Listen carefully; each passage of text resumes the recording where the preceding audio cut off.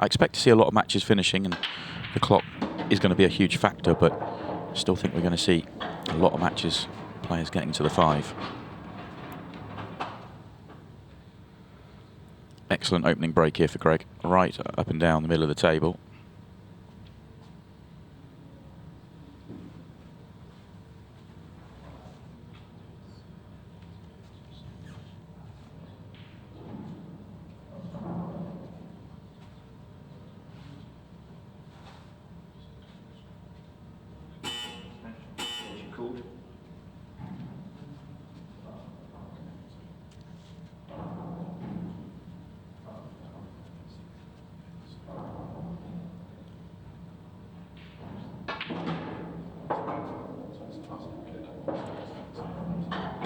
Yellow ball's in play.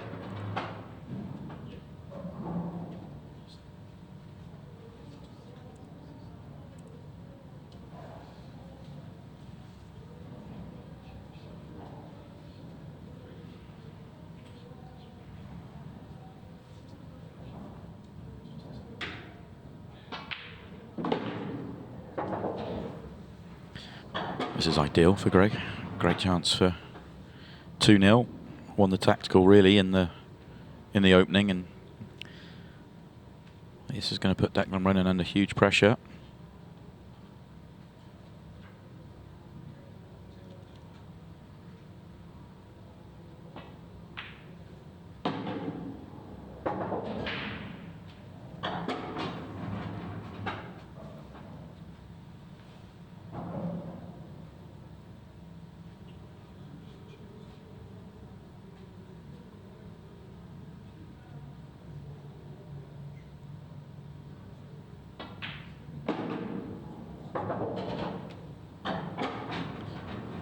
Not sure that's the best shot he's ever played. Straight in bottom left was probably what he was playing for.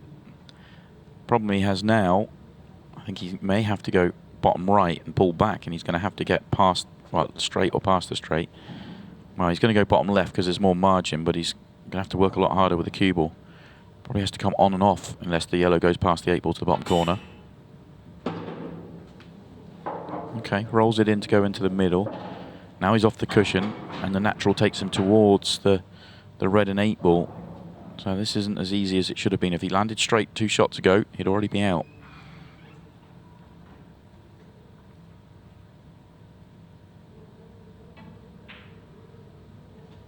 He's done well to absolutely die it in so the cue ball doesn't travel too far. That was excellent.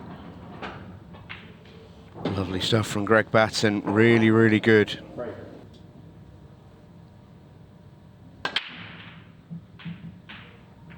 Well, if there is going to be a turnaround, that's step 1, the dry break. And a nice looking split. Yeah, very good split. Extension called.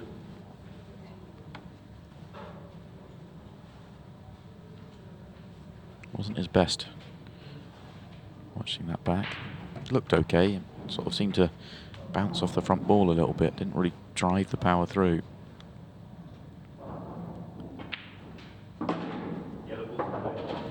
Declan's got to be conscious of the clock, but not overly worried about the clock at this stage. 7 minutes is enough. 15 seconds a shot, just make the clearance. You're not going to do too much damage to the clock. But for him to get back into the match, it will need to be with clearances. And is he on the ball to bottom right? I don't think so. Yeah, he wanted to be. He definitely wanted to be. This is a reroute. This has got to go top left, I think. Lovely shot. He's digging. This again, not come out perfectly for him. He's got a chance here. Left middle, can check it up off the bottom cushion here. To be back where he wants to be. Yeah, that's okay now. That yellow by the 8 ball doesn't have a pocket. Does it go top right? Yeah, maybe it does go top right. Not ideal to get onto it top right. He can get there, but yeah, he's short. It's one of those you want to get to straight. Unless his plan is to go long now and maybe play it bottom right. Not much room for that, though. That's what he's playing. How good is that? Bang. Just no, 15 seconds to shot, just not looking, just getting down and slamming them in.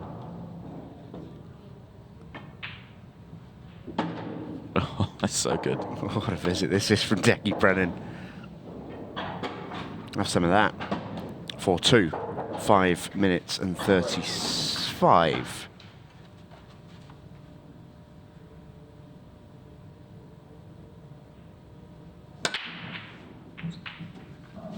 Needs a ball. He's not going to get one. His chance is going to be at 4-2 for Greg Batten, not 4-3.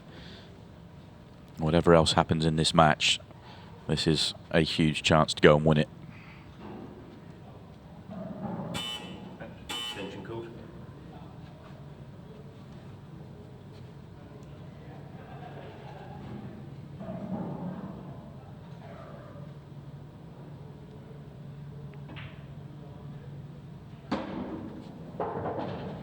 Yellow balls in play. Yellow at the top of the table's well guarded.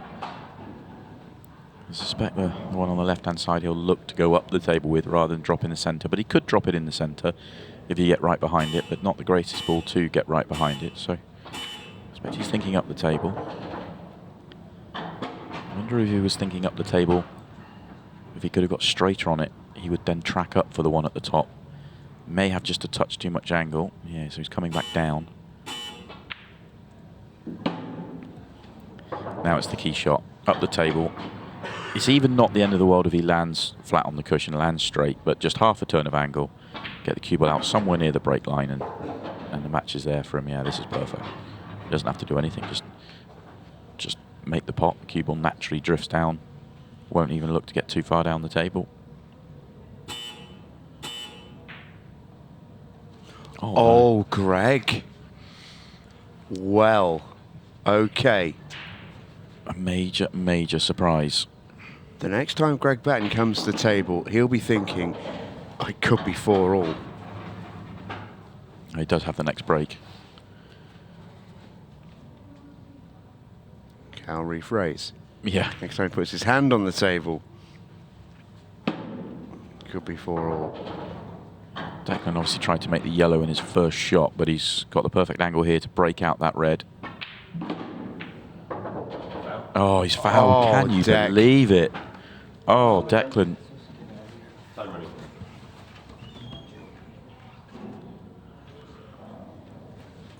Oh, what a gift for Greg. It would have been going through the mill, sat in his chair. And If you blinked at the wrong moment there and are wondering what happened, Declan Brennan knocked the 8-ball with his hand. oh, what a Called it way. on himself straight away. Oh, that's such a sickening way to lose it. He's left himself too straight here. He's going to have to make a shot on the 8-ball. He shouldn't. That was a slightly careless one from Greg.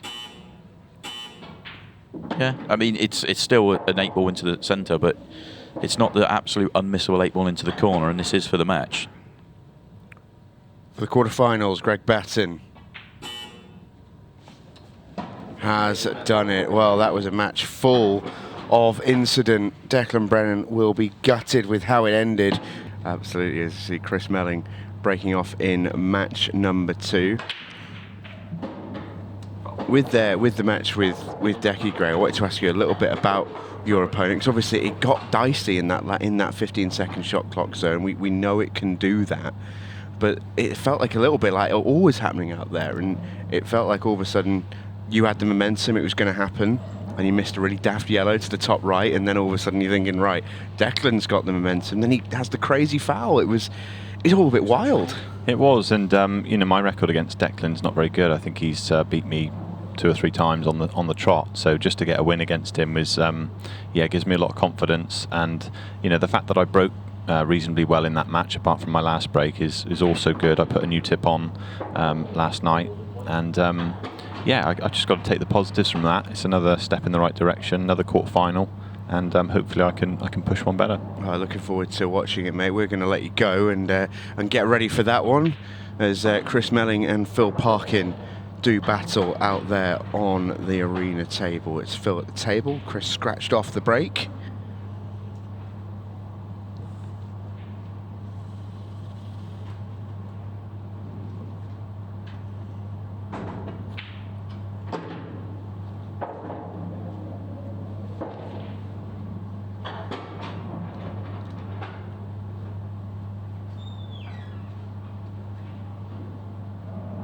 good early chance for Phil to go 1-0 in front.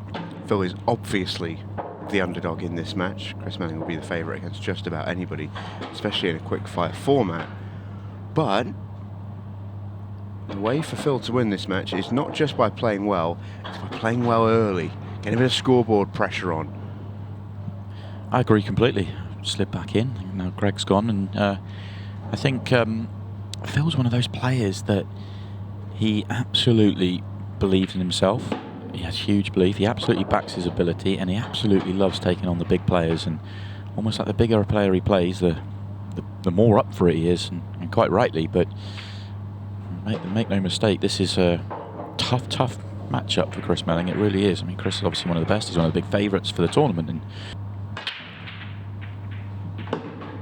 booming break from Chris. Avoids the middle pockets.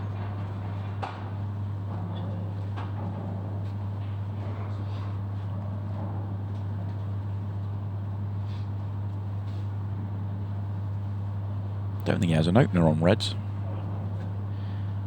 How does he feel about the yellows? Yellows aren't bad. Yeah, yellow part. It's just the 8 ball really on yellows. I mean, he doesn't have a great opener on yellows either, in all honesty. But he has a better opener than he does on reds. He's taking the one down the cushion on.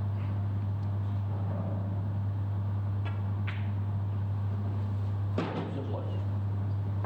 mean, a pretty hard push when that's your best ball to open up with. I'm not sure he's on.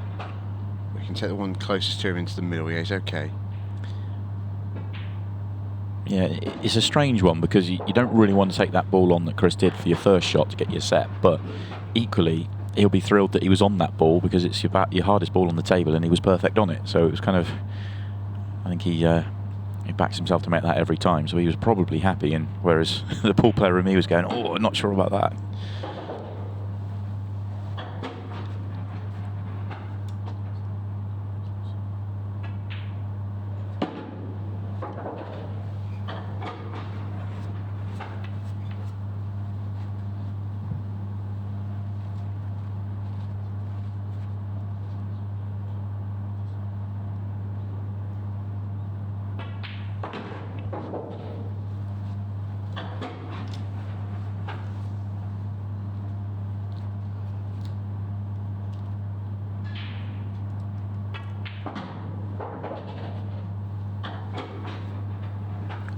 Very fortunate.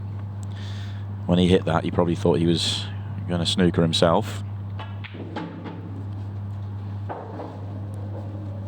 He'll take this though, as Chris Meling breaks and runs to go 2-1 in front. Knocking on the door and winning a title. Maybe today's the day for Phil.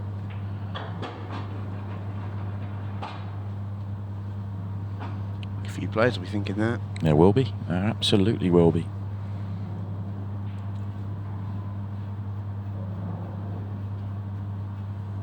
Extension called. This could have come out nicer.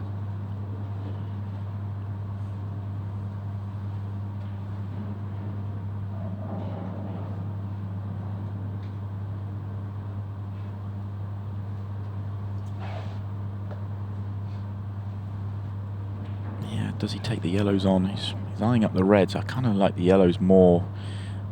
I suppose the reds aren't bad. There's actually not much in it. It's a pretty 50-50 split.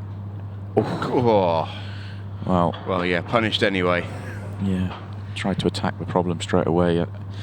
One of those reds did go, and I felt like that was probably maybe the better option, was to play on that one and then use that ball, the one he's just pointed at, to open up the other two if you're going to go reds. But he felt he could attack it quickly. But yeah, very fortunate not to. Oh, hello, Phil.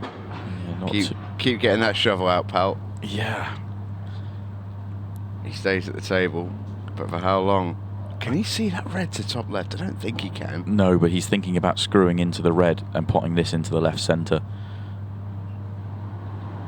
He's so deep now, 2 shots in, that this is one of those where he's either going to come up with a miracle finish and really hurt Chris Meling, or it's going to be 3-3. This is huge. Oh, what a shot. Oh, so good. What a shot, good. Phil. Wow.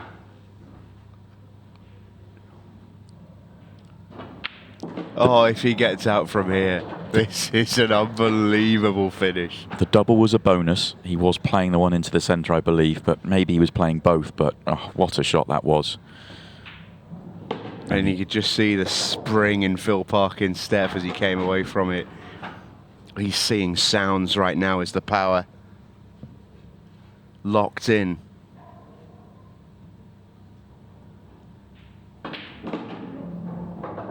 Lovely. And he's about to go on the hill to cause a huge upset.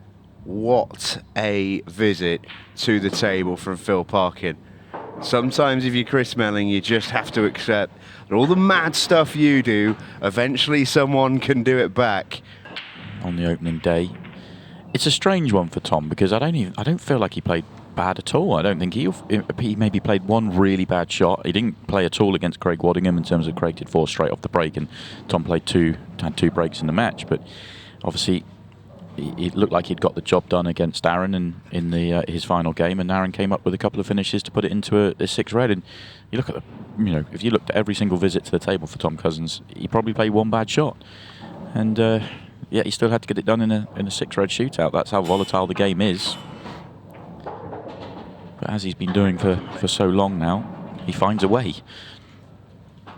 And what looked a messy layout here is not. First shot opened everything up. These reds now are glorious. And you would expect Tom to get off to a finish here and get off to a quick start.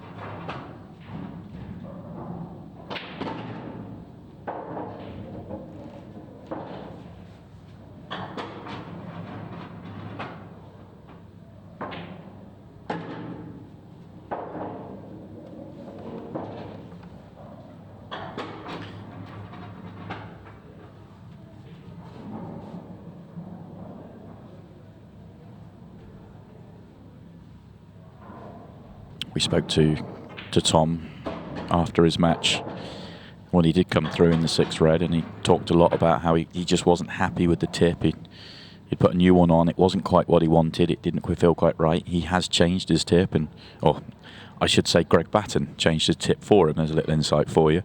And he was having a bit of a practice with it last night. I can only assume he's much happier with this one, but I don't think you really know until you get out there in a fully competitive environment.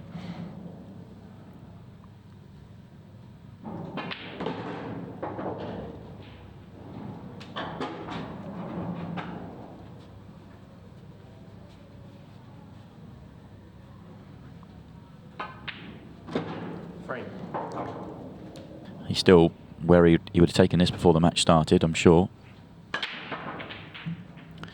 Especially when he's crunching the break like that. But dry though. Oh, he's going to be dry. And look at the reds. Yeah, 8 ball and red on the right, problems for reds. 8 ball's problem on yellows. Yellow's probably easier here. He doesn't really. Oh, he does have a couple of openers, I suppose, on the reds. Yellows in the middle of the table are a little awkward. Yeah, I think the first instinct was reds there, because you just see how many yellows are all in and around the same sort of area. It just looks really fiddly.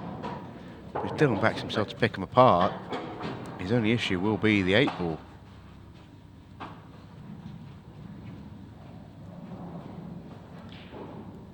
Yeah, the yellow over bottom right isn't a good last ball to get onto the 8 ball either, unless he's happy with a double. There is enough room to clip the 8 ball down, but you're going to be clipping it down from a thin angle unless you move the red. So he's got some decisions to make at the back end of the finish.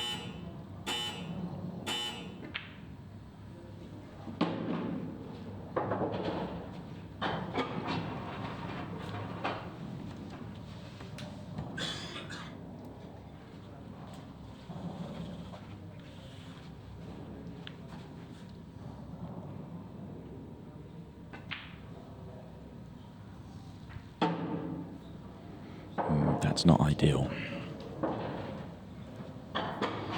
Would have wanted that to stay a little bit more over the pocket so he could work with it. Now it's an awkward angle to connect to any ball.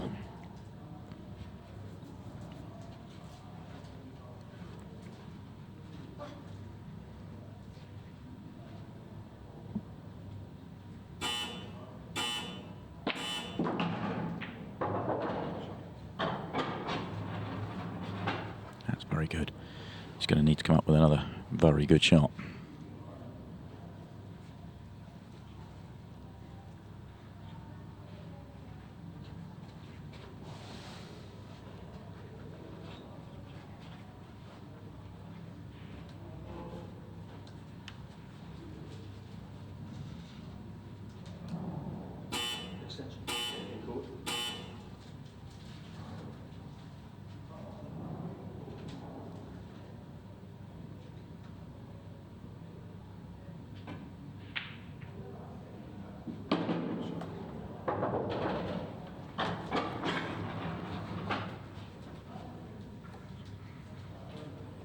The reason Dylan's looking at will he be on the yellow from where that red is because he's got so much angle here, he can't just hold for the gap. He's thinking, if I play into the red, will I be on the yellow? And it looks awfully tight. If it doesn't, then he's going to have to try and avoid the red and come back to hit the gap. Something like that. And that's perfect.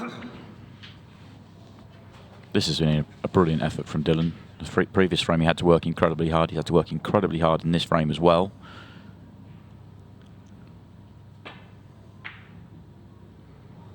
Oh no. Can you believe it? Well, no. It's like the exact mirror image of the previous frame. It really is.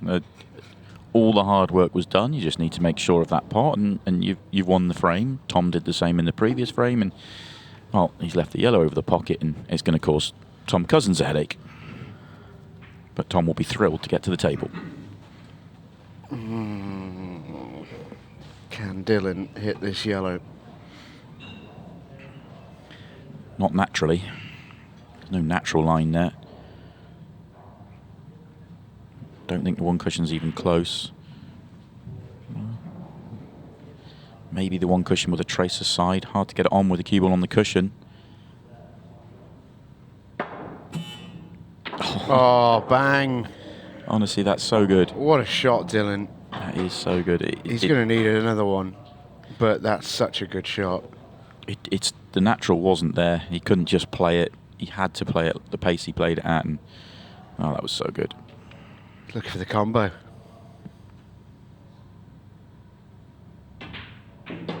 Oh, Dylan Leary, what an out.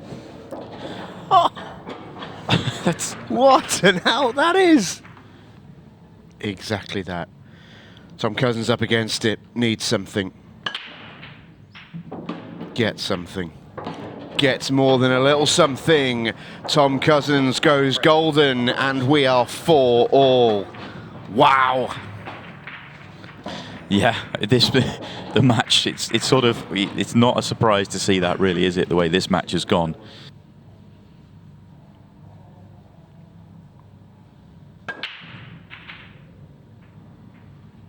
Oh, dry.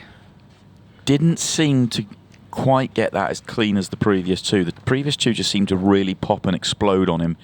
This one was almost like a soft explosion. They didn't really fly around the table. And he didn't quite catch that second ball as cleanly. And it's going to be Tom Cousins with the first chance because of it. Don't think he's got an opening red, which was my first instinct, but these yellows are good. These yellows are actually very, very good.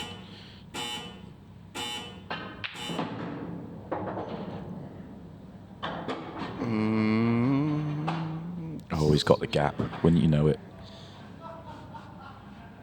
He's okay. I was thinking he's going to land on nothing here, but he's got a gap to play one to bottom left.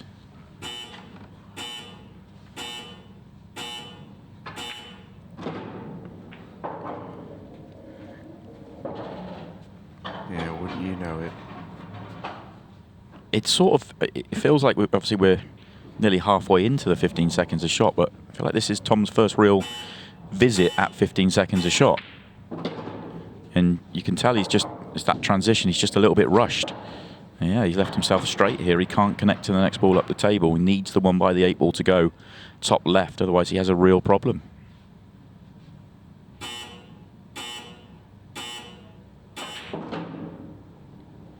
He's done well to get there. He's done really well just to get there. He's okay as long as it's not hampered. The yellow must go because he's played for it. I mean, I don't know what else he could have played for if it doesn't, but yeah, he's just to the side of the red. It's just half in his way. Oh, what a oh, shot. how is that for queuing? He's actually too good. When he hit that, I thought that's going to land straight in right centre, but it's come too far down, and too far up rather. It's now too thin, so he's going away from his work. But the one by the 8 ball does pass the red to top right. Not the full pocket, but it does pass. Oh, and that could be the moment that Tom Cousins exits. He was on that to right centre, and I thought he could play it and maybe play into the red and leave the yellow to top right from distance. But I think what that tells you, the fact that he played that shot, was that yellow to top right was very tight. It went, but he wanted to be right behind it, so he took the risk of playing the yellow off the red and obviously missed the red. Everything was a little rushed there for Tom.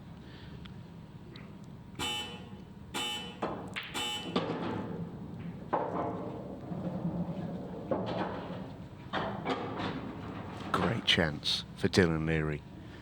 His performance in the group was a statement. This would be an even bigger one.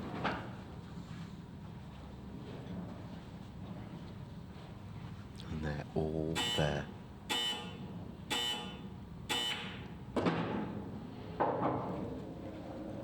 Would like to have got touch further across the table, I think. Well, maybe he was playing for this one to come back across. Bottom right last ball.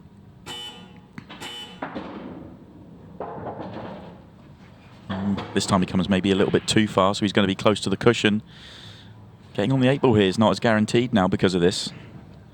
If he's an extra 2 or 3 rolls short, then he can come on off the cushion and he can get to the angle where he can control the cue ball better, but does have his extension. That felt crucial there.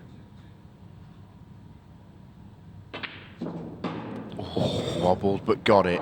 That used it all. I didn't think that was going to drop that one.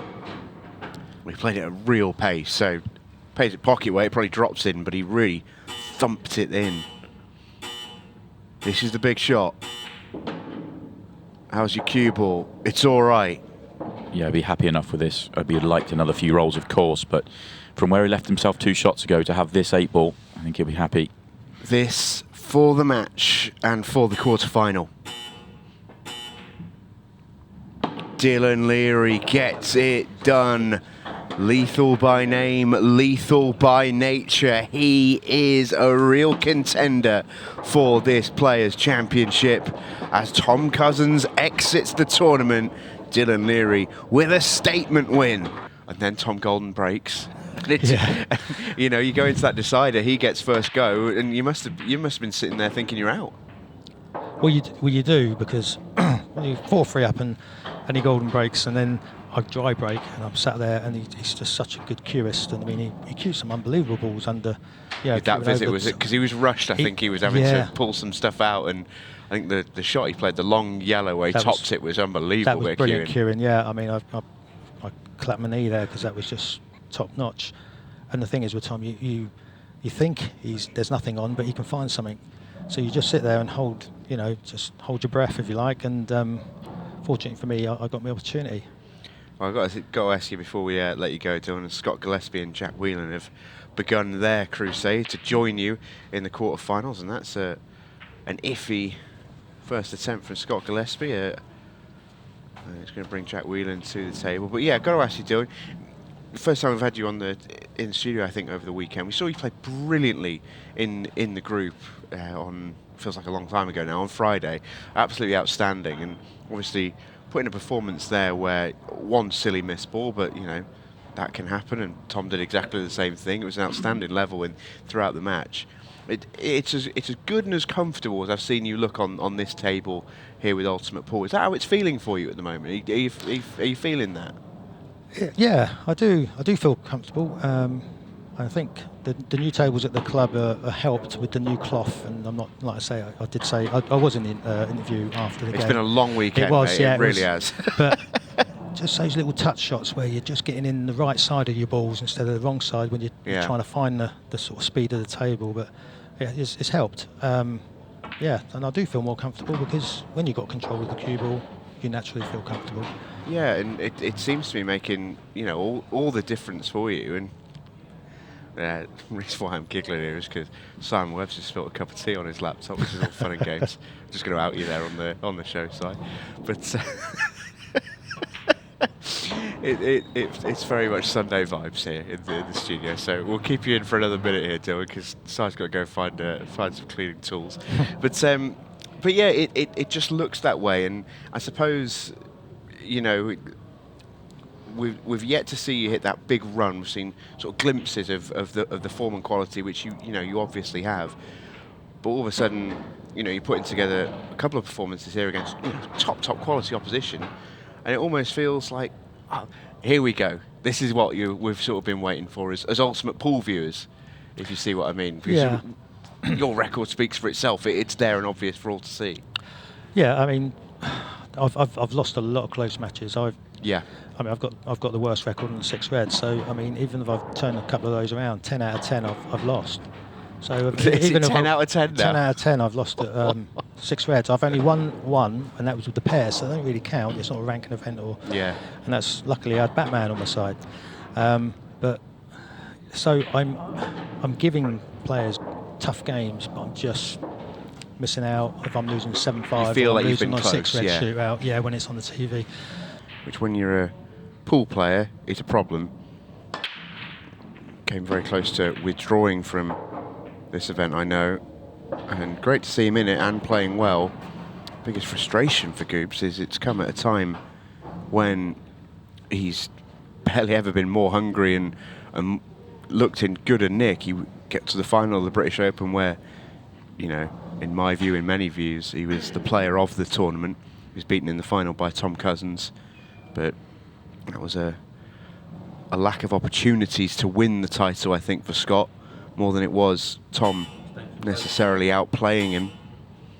And Tom hit a patch in that game where he was relentless. In Tom's own words, he felt like he only played well in that tournament for half an hour. It was a good half an hour, though. It was a very good half an hour. Very well timed half an hour.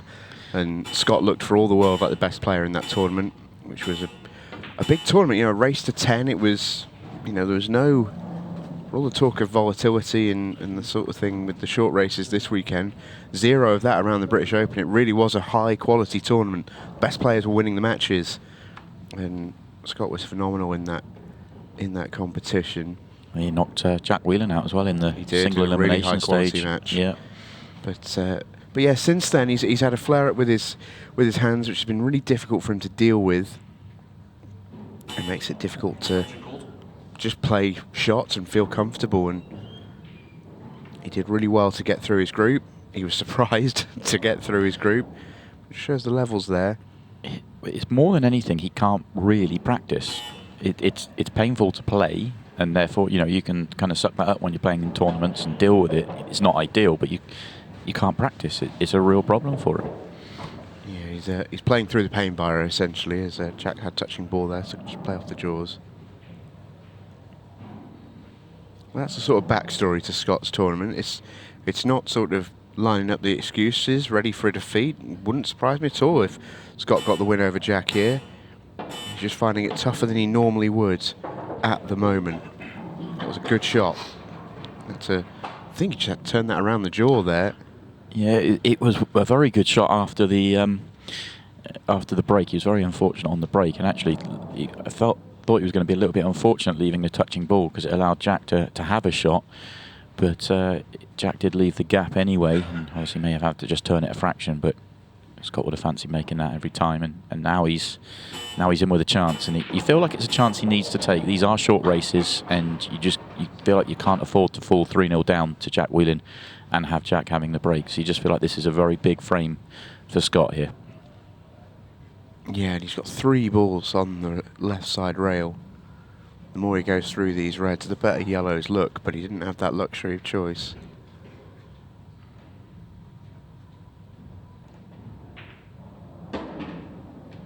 It's a big shot. His next cue ball is massive. Yeah, if he takes it long, it's not a good angle. If he tries to clip it in the centre, it's even worse. So he's got some real thinking to do here. He's going to take it in the middle, but as you said, the cue ball's everything here. Oh, he was avoiding the 8 ball, which helped. I thought he was going into the 8 ball. It's not come out too badly. It's not ideal, but Yeah, I think he can play the middle of the 3 reds to the right centre, and as long as he cannons the yellow, he'll stay where he needs to stay. He'll be a bit wary of where that yellow ends up. Could end up blocking. Now he's going long. about the cue ball, going long for the cue ball. Oh, that's a little unfortunate. If he slides by the yellow, it's absolutely plumb. Now he's going to have to come up with a serious shot. And he made an outrageous pot from a hampered queuing situation in his group stage, and he came in afterwards and he said that he was a million to make it because he really struggles with his shots. Well, he's got another one here. It's not quite as bad because he's not right over the top, but this is still tough.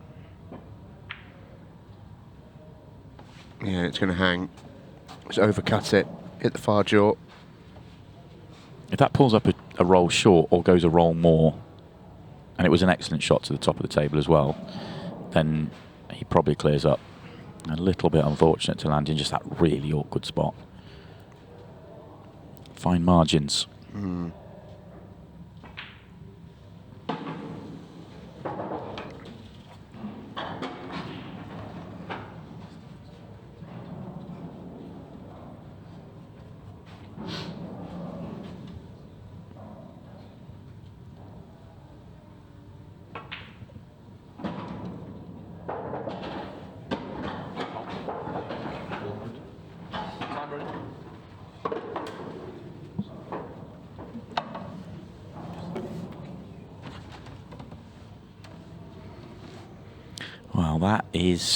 Well, that could be massive. It's got a very similar feel to, yeah, and you can see Jack's very hot.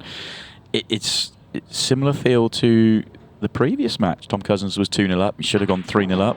Jack Whelan's 2-0 up, should have gone 3-0 up. And, well, he's going to let Scott Gillespie into this match. That could change everything. Yeah, that's crazy. Can't quite believe it, really. Don't think Scott can quite believe he's having to cue how he's having to cue here, but he still should be fine.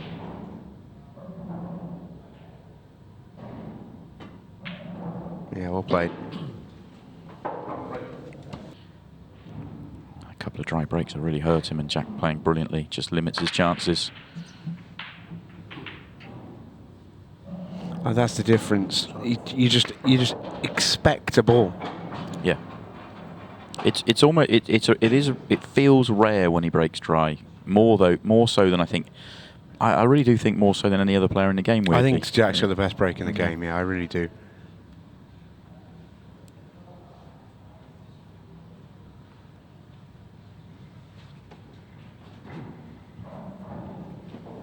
Really good layout to go with it as well. Extension.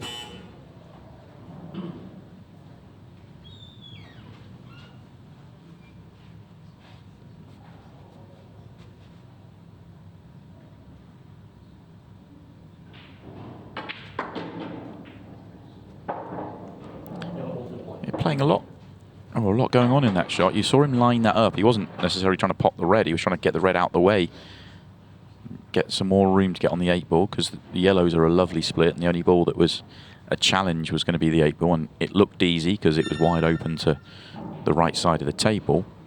But the red was kind of playing as a big blocker, so just knocking that, I mean, you'd prefer it to have gone in or gone to a cushion, but knocking it that way just made life will make life a little bit easier for him. If he had the left centre pocket as well because of that shot, then it would have been even better. But he'll be happy all the same.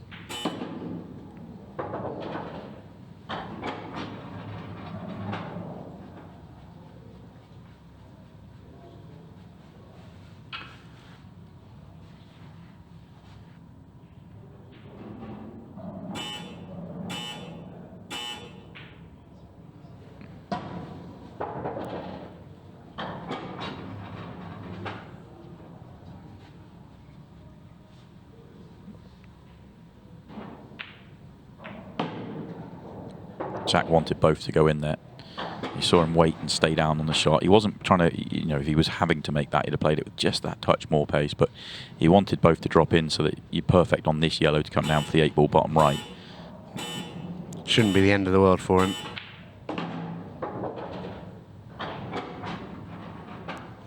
Tickle aside just to check that one up off the side rail.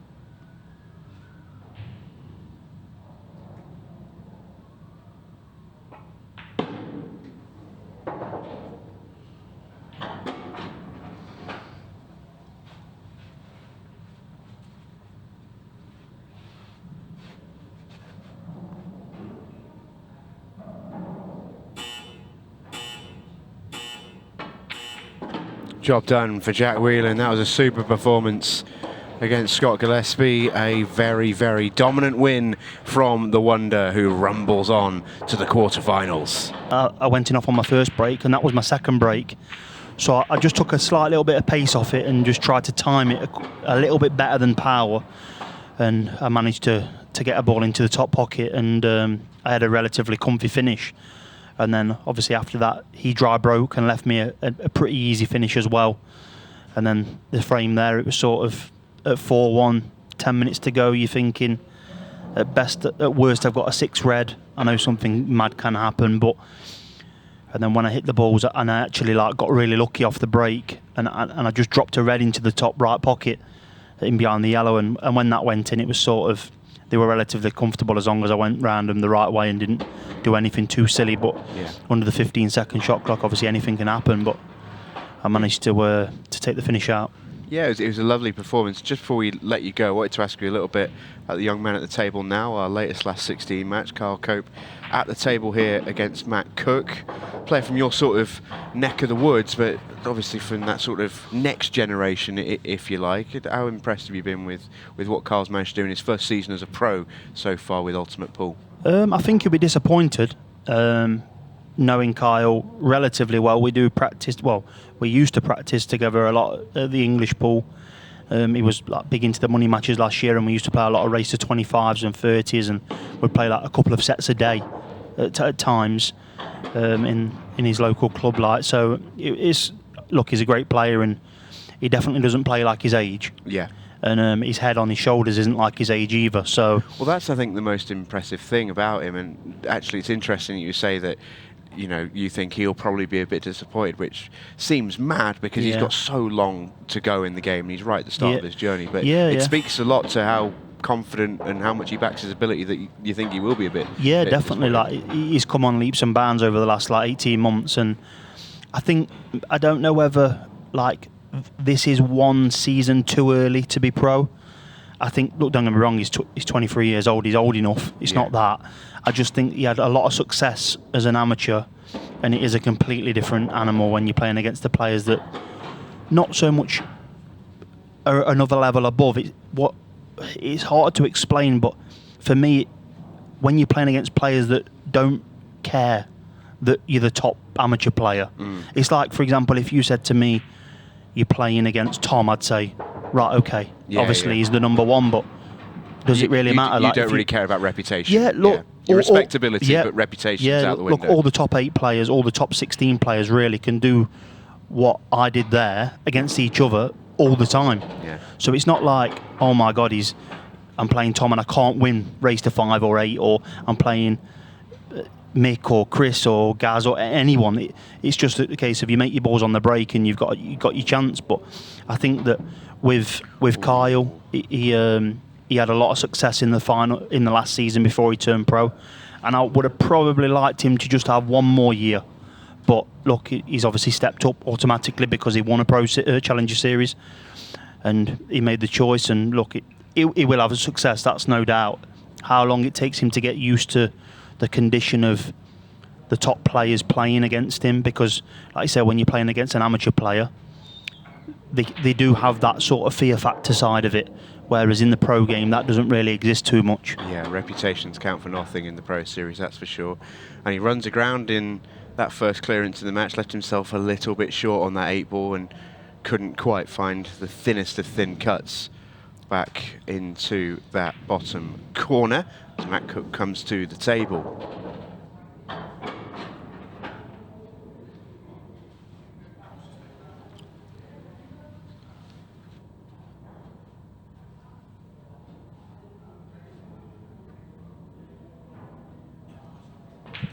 We just had a quick negotiation.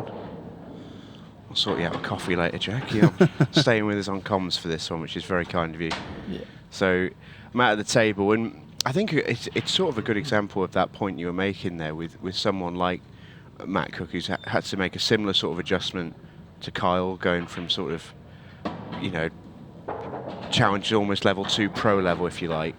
But Matt has got so many years more experience in the game compared to Kyle, and we're sort of seeing this weekend, we're sort of seeing the best really of Cookie. I think he's looked really comfortable. Won his group 3 out of 3 in a good match, in a good group which contained, Ronan McCarthy and John McAllister, and he won that group 3 wins out of 3 and looked as good as I've seen him look, really, as comfortable as I've seen him look on the main sort of arena table. Yeah, Kyle won't be too fussed though. Like I said, we've played a lot of times, and he's used to sitting there watching me for a long period of time, and vice versa. You know what I mean? He's not like one of them that would be like, oh God, I've lost the first frame, I'm in trouble now. Yeah, magnificent really, but eventually just got caught out. Is that going to be dry? That feels tough. Yeah, it is. Right, well, this one really, looking at the angle on his first shot, I don't know if he can flick into the 2 yellows on the side rail. If he can, you'll take yellows. Even with the 8 ball surrounded by the 2 reds? But only because you've got the yellow there to break it out. He could actually play it first shot, but it's not the right shot. Looking at that angle, I think he might be too thick on it, on the one into the top left pocket. Yeah. So he's electing reds, but there's a lot of work to do on reds. That looks wide. Oh yeah, a long way wide. That was just a spin on the ball. That was, so he played it with a touch of left-hand side to kick it across, and he slightly decelerated on it, and that exaggerates the angle a lot more than. And this will be, well, I know they can't really tap around for 10 minutes, but Matt will be more than happy with this. Yeah, especially where the red's gone as well, that he's just missed. Yeah. He's tied up to the yellow, so he's got to get a yellow here. That's the biggest thing. Yeah, and then he can get to work. Would you start potting though? I think so. I think yellows are there. 3-1 lead is a great one to have. It a 1 frame lead feels very fragile, even with the 15-second shot clock coming into play now. Me personally, I don't like potting there. I think I played safe there. Really? Yeah. That's interesting. And just let you carry on. Well, yeah, if you were playing me, yeah. No, absolutely not you. I think I'd have gone from. Yeah, he'd run about 15 goes. I'd probably had 2 shots by now already. Yeah. No, but I think that, look, he's played a good shot there, but I feel that... Was it maybe just a case of getting the better colour set and then... Possibly, but really, is there anything going on? I don't really think that any of the sets are favourite, and for Matt to start potting, look, I get that you want to be on your set, but when both sets are dodgy, he's going here. Like that felt like a risk. Yeah, it's same again. Kyle's got the 8. Is there a case here for playing the passer turn and potting the yellow in the bottom right pocket? Yeah, I think he's lining it up. Cue ball to the bottom rail, or even across behind the red. Nice. That really makes yellows tricky now. And that, for me, that goes back to when Matt potted his ball. He didn't need to pot the ball. He could have played that yellow that Kyle's just potted, dumped it onto the side rail, put the cue ball onto the 8, left Kyle nothing, and said to you need to win the frame, I don't. I get there's 8 minutes to go. Well, there's 8 minutes to go now. There was 10, but if you look at the Reds now, they're not all bad. They're not too bad. Yeah, and I suppose if you wanted to maybe flip the script a little bit there, you could maybe argue that if he's going to go, he had the angle on his very first shot, the yellow to the bottom right, to go into the 8 ball. And there you go. Well, if you're going to take yellows, go and win the frame. Yeah, I just think that... Whether that's the right shot or not, but that felt like if you were going to do it that way almost. Because, Kyle had the lost turn there. That was basically a sitting duck, and it made the odds of Matt winning this frame really, really small. I think as long as he pots this ball, he can now stun the red into the 8. Just to lift it off. Yeah, just to touch it. Any touch on it's fine. apart from that touch. Apart from that one, yeah. Oh, now he's a little... He could play a deadly shot. No, don't replay that shot. Yeah, Could play the other one. Yeah, and come in behind the Oh, 8 ball. no. But he's still Look, done the same thing. Yeah, but he didn't have to move the balls away from the 8. The 8 now goes. He could have played off the other red and wedged him in, and he could have trapped scenario, him. Yeah. He couldn't have actually got out of the ball. Well, he could have, but he couldn't have. Whereas now, if Matt does hit a yellow, Kyle's in trouble. Well, Carl's going to have to get... If he's going aggressive, he's got to almost play the blue shot in snooker here and break into him. Oh, I don't like this. Yeah? Yeah, it wasn't. I don't think that was there.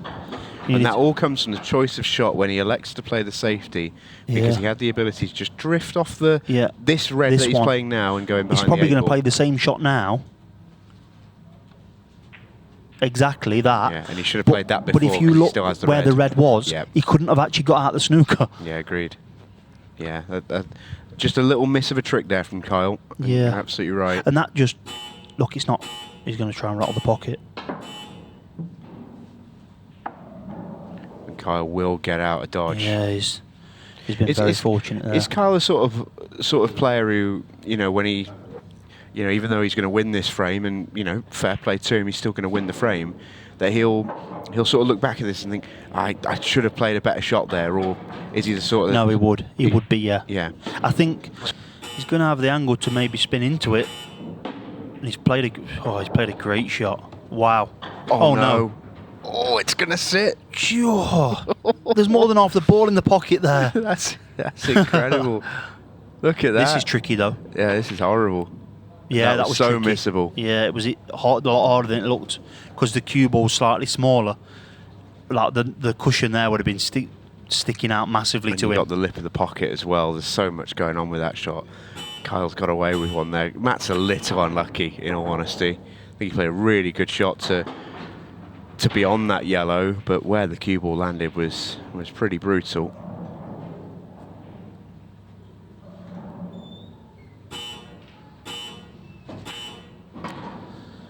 And that's all she wrote, I think. It should be. It can actually, it'll just time out in this finish here. Yeah, he should do. If he's able to think about match clock in this sort of environment, he did have the ability That's to not great. Run all 4 pots and take the match out. He's going to have to take the other yellow into the bottom right pocket, I think, unless he can punch it across, but it's dangerous. I think you should take your medicine here. And he has.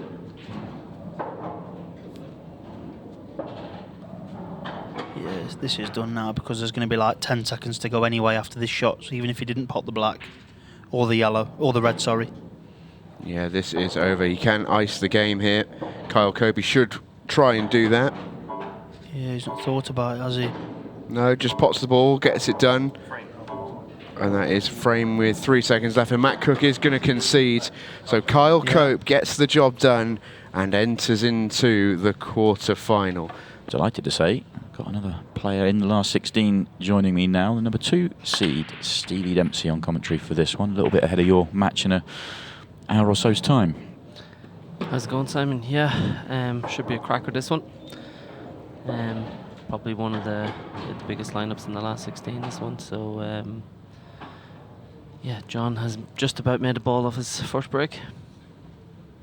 Yeah, it's a big matchup. This is obviously 2 Ultimate Pool champions.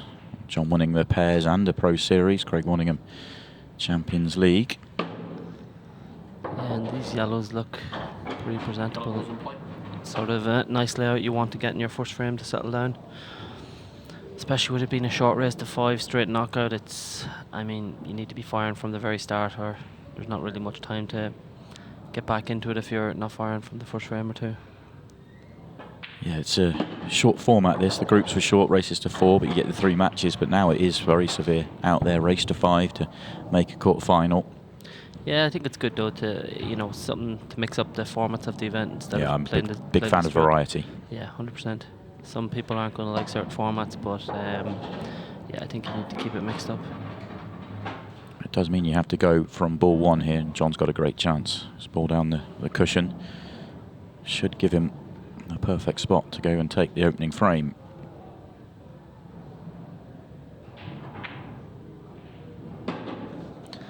problem with that one.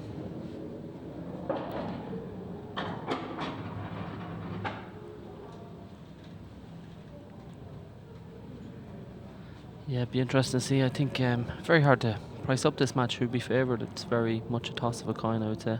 Yeah, I think coming into it, probably John. You'd have John on yeah. current year form. Obviously, with everything that Craig's done over the last couple of years, you'd say maybe Craig. But with what John's done this year, but it's very close, isn't it? Probably the closest of all of the matches. I would say yesterday's probably the best I've seen Craig play all season.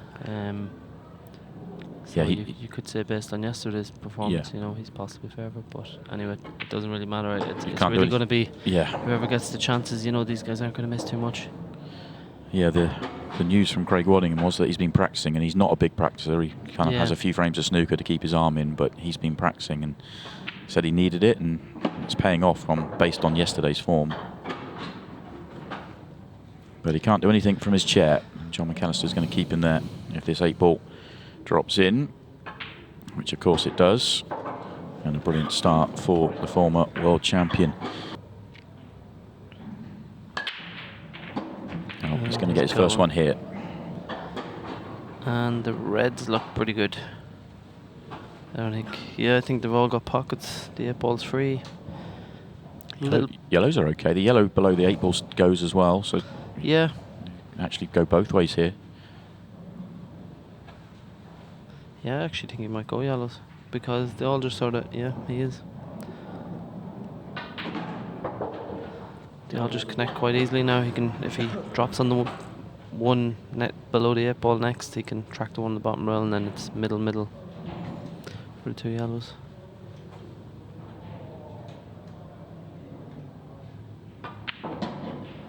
Yeah, he played that nicely. Getting that a little bit closer, which just makes the position on the next shot easier.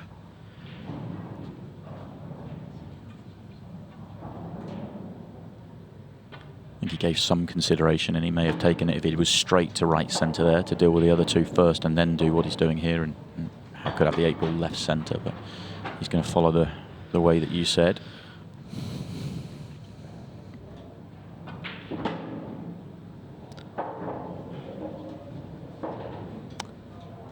Just come a little bit low, I think. He may be going up the table next, is he? No, he's fine. Thought he had a little bit of an angle, but he's perfect. Had the white ball on a string in that finish. Just what he needed. Needed a chance, and he's taken it, and we are, well, just over 10 minutes, 10.5 minutes into this match, and we've seen 4 finishes from the break. 8-ball, 8-ball. Oh, wow. Very, very nearly. He really connected with them once. Does that red go on the side, left-hand side, or the yellow? Immediately comes round to check. Looks like it. Definitely looks like it from the overhead anyway. Have a look at the 8-ball here. Dangerously close twice. Oh. Gordon breaks iron play. I don't think we've seen one yet today. That would have. Or did we still win a little bit earlier on? That would have just put the icing on the cake for Craig. Yeah, I think Tom Cousins had one actually. Yeah, but yeah, it would have been that would have summed up the match from Craig's perspective. So he's going yellows, and he's decided to attack this one on the left-hand side. Can't blame him really. And how's your luck? It's not bad. He'll be delighted with that outcome.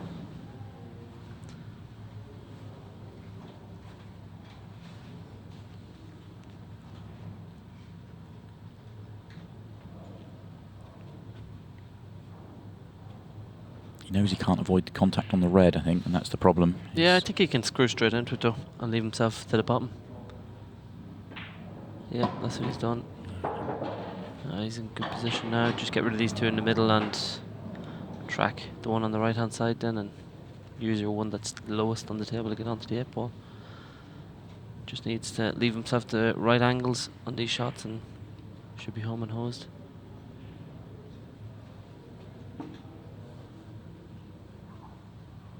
He has got the angle on that one. It's nearest the centre of the table to just drift over, so he might play that one. No, let's go for the other one first. And that's... Yeah. a little awkward if he... Yeah, I think he just needs to play this and land straight in the one in the centre.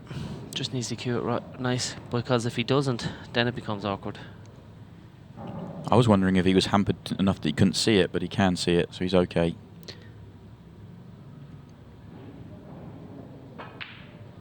And just like that, it's gone a little bit. Can he hold it? I think he might be able to just... He can just stun down and play it in the centre, I suppose, as well. That's probably what he'll do. I felt he could hold, and he Oh, could. yeah. I still thought he might play it for the centre. Yeah, just the natural line then tracks right behind the 8 ball. I think I would have. He'd a big margin for error. Oh, he's 2 pots away from, well, an unbelievable standard of match, really. And this 8 ball to make it 7 straight clearances from the break, but importantly for John, he'd have 5 of them.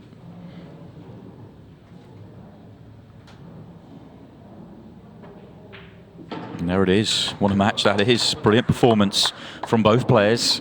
All 7 off the break. John, no, taking 5 of them. Stevie, thank you for your company. Obviously, it was getting used to everything because everything was different. The shot clock, the match clock, etc.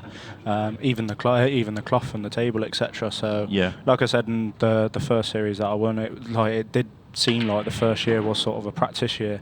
I know I didn't play it that way, but the way it's turned out, it seems like that's the way it's happened.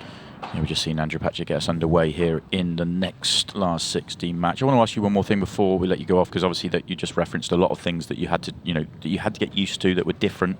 One of the things obviously is in the shot clock era, and I've talked about this a little bit on commentary. Have you made any effort to kind of, in 30 seconds when the balls are open and everything's set as you want to, have you made any effort to sort of just get them done a little bit quicker to make matches go quicker? Is that been on your radar at all?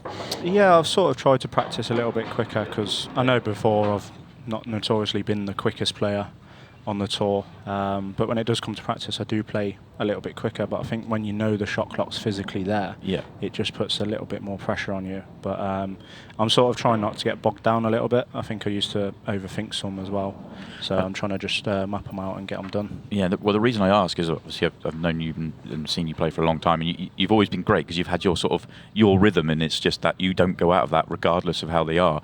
But you, in your first year, you seem to end up in a 6-red shootout every other week. It felt like you were in a ton of them, and I wondered if you were kind of conscious of it to try and give yourself every chance not to end up in them going forward. I think it was just sort of not playing to my standard last year.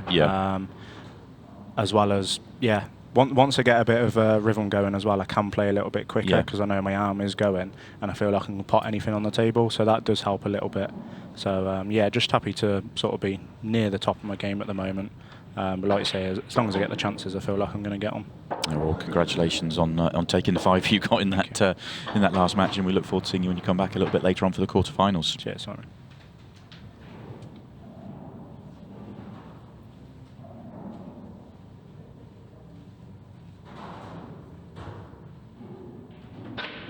And we will move on. We're already well underway here in the opening frame between Andrew Patchett and Hitton Patel. And a little bit of a scratchy frame, actually, the way they came out. Very nearly the golden break from Andrew. Not quite to be. Hitton is kind of worked himself into a bit of a problem here with his opening chance. As I re-welcome Stephen Jameson back, who was probably a little bit annoyed that the match he had off to go and get a cup of tea was ridiculously quick. I feel like I didn't even blink. And back we come. Extension code. Yeah, I played at a rapid pace, that one between 2 quality players. That's the thing with this tournament, you're going to get a little bit of that. Lovely loss of turn from Hitton Patel. Loss of turn. But the nature of a loss of turn shot is it is going to bring your opponent to the table, and whilst that was a good shot, it may not be a frame winner. Wonder if Andrew Patchett fancies a little bit of this. There's your answer. What a shot.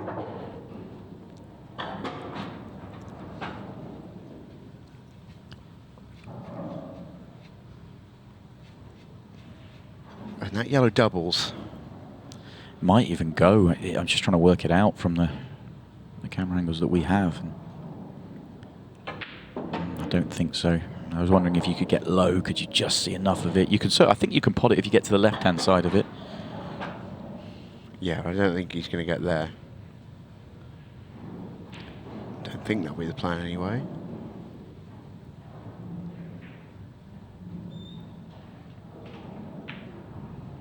Well, he's played this in a way where he can do. So I think he is going to try and get to the left-hand side of the yellow. Just come across the top of it.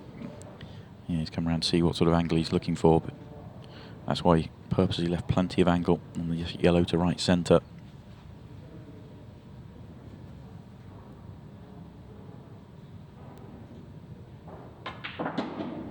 Got Cue into it ball. way too much. Ball in hand.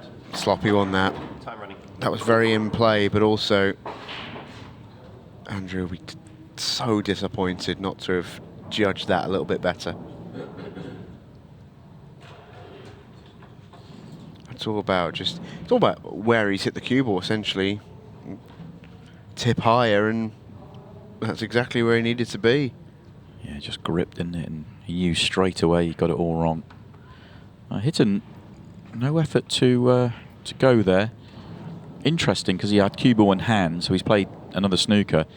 And you can say, well, what happens if he gets cue ball in hand again? But he kind of wants Andrew to move the yellow and red. He doesn't mind Andrew getting out of this unless he hits the yellow and sticks on it, like that. Yeah, that's a good shot. Yeah, isn't it just? So that red can't have gone anywhere, otherwise Hitton would have just put the cue ball where he needed to go. But you felt like he could give himself an angle just to play the cannon on it, because it was slightly dangerous playing the shot he played. Obviously, the percentage was there. I mean, Andrews had to play a great shot to put Hitton in this bit of an issue, but he should still get out of it.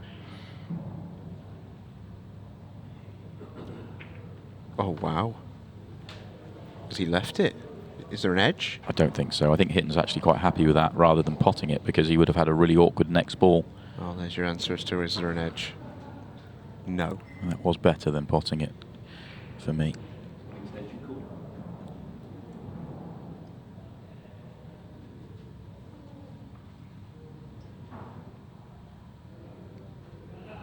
Looking for a one cushion kick shot. Oh, it wasn't a bad effort at all. Going off to compound it, so this will be a frame win for Hitton Patel from this stage, no doubt about that.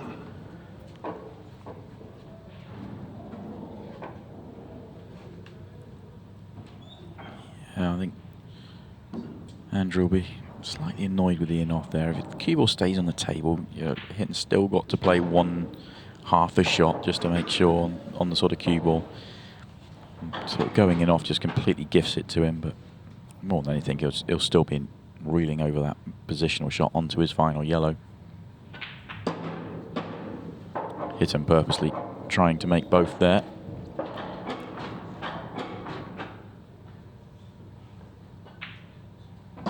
No problems with a simple 8 ball, so the Hitman off to the better start.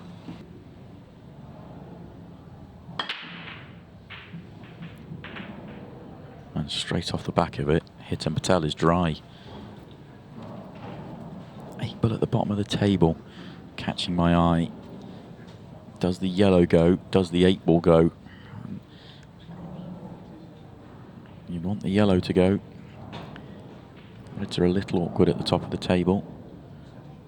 I think there's enough room. Yeah, there's plenty of room. I was only looking at the overhead where it's a little bit more deceptive. There's a room for that yellow at the bottom.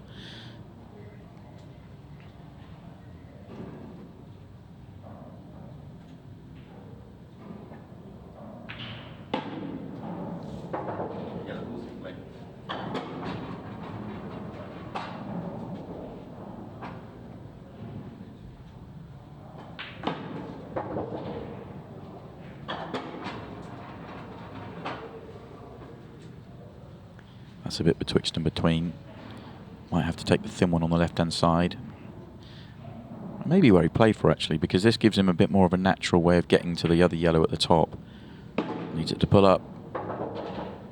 A little bit overhit. Might have to really get into this one, maybe even a bit of a reverse side. I felt like he could use the top cushion. Thought he might have been a touch straighter on it than that. So he had enough angle just to get down, and that's perfect. That's a really good recovery shot.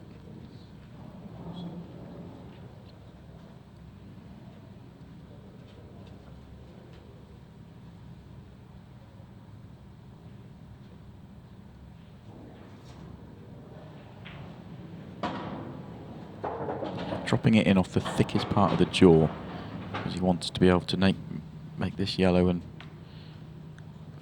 guarantee himself a good angle on the last yellow, which is always going to be the key shot in this frame.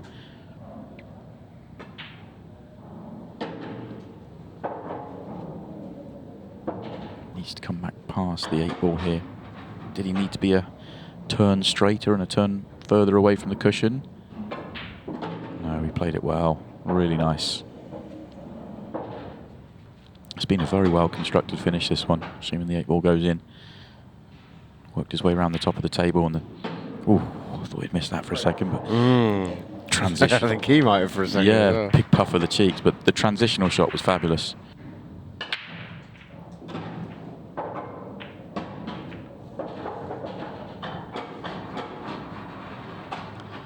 It's another good hit.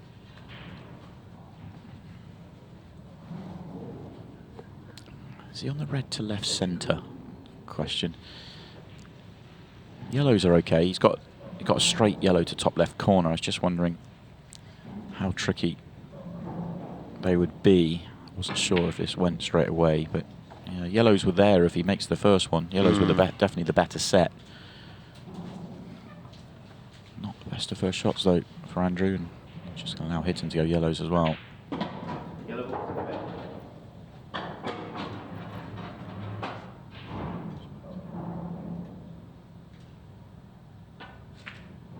Oh, Hitton.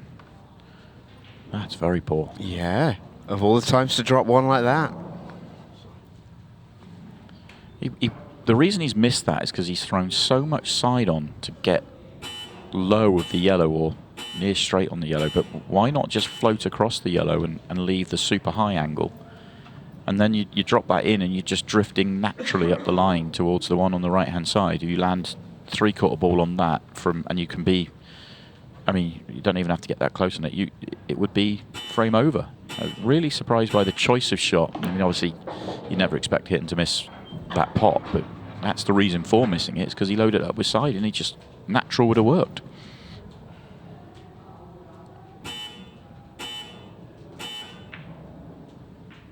Oh, he's missed another one. His concentration was on the cannon, which he got right, but he misses the pot. Getting edgy out there. 3 minutes 40 left.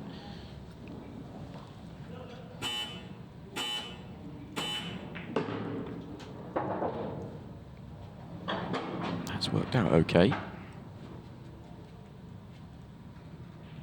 think the red above the 8 ball does still pass to the top right.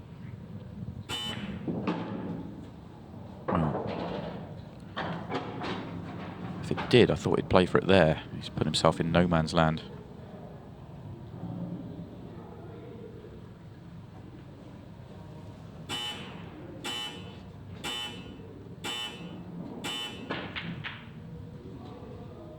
How about this for a shot? That is fabulous. And he's even got a little nudge. I think that red might be in a better position top left. I mean, that's outrageously good. I'll show you that again in a moment. That was a corker. Yeah, and the yellow doing good work for him as well, which he obviously had no control over. But that was just a brilliant double. This will hurt. Oh, obviously it didn't do the work for him then. That red can't go to the top left. I thought he could. Well, he second guessed himself, didn't he? So the brilliance of the previous shot is wasted.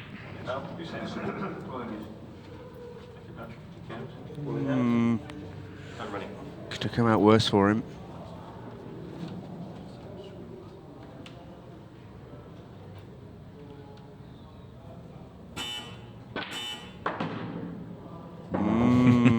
There's work here. 3-3 with under 2 minutes to play, and it is edgy as anything out there.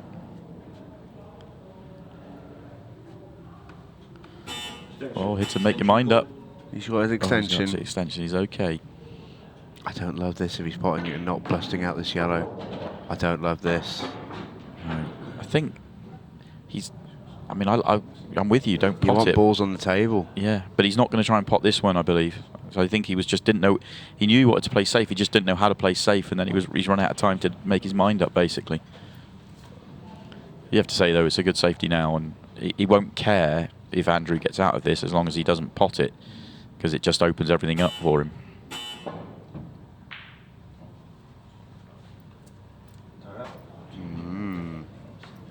Oh, they're going to check that's not a foul, but that was fine, I think.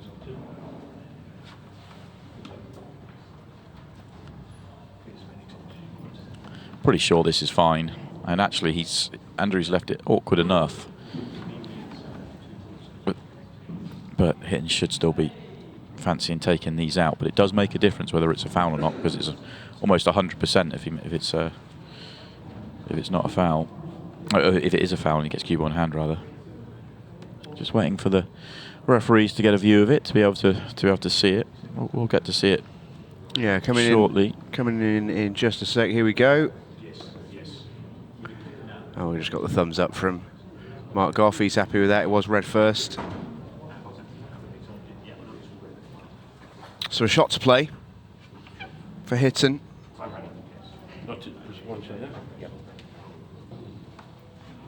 Minute left. 3-all. It's easier if the yellow goes top left past the 8 ball. But there is enough room to get on it top right. Oh, he's not trying to pot it. That's crazy. I'm blown away by that. That yellow must be much harder to get on than it looks like for us. 40 seconds left.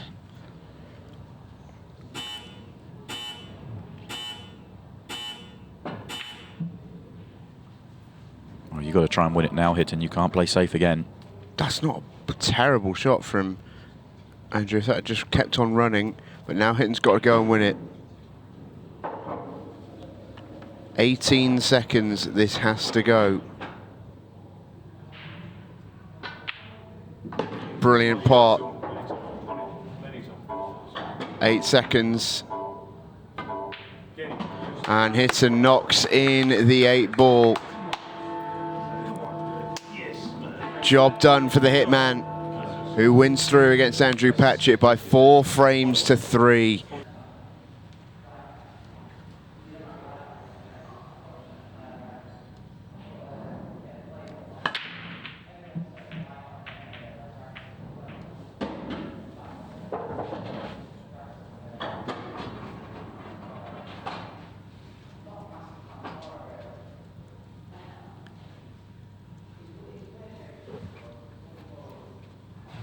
Come out okay. Maybe not the best control he's ever hit in his life, but he'll take this outcome every time.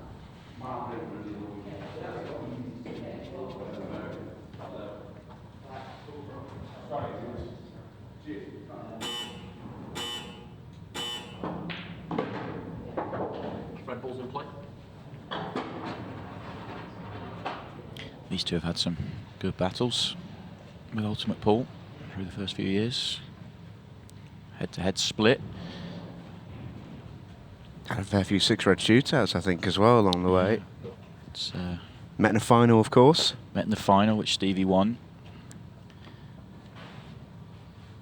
Middle of last year. That's almost a year ago now. That was June in 2023. Alfan beat Mark Selby in the semi-finals and just came up short against Stevie in the final. They did play last time we were in Blackpool as well, and that ended up in a 6-red shootout, which Arfan won.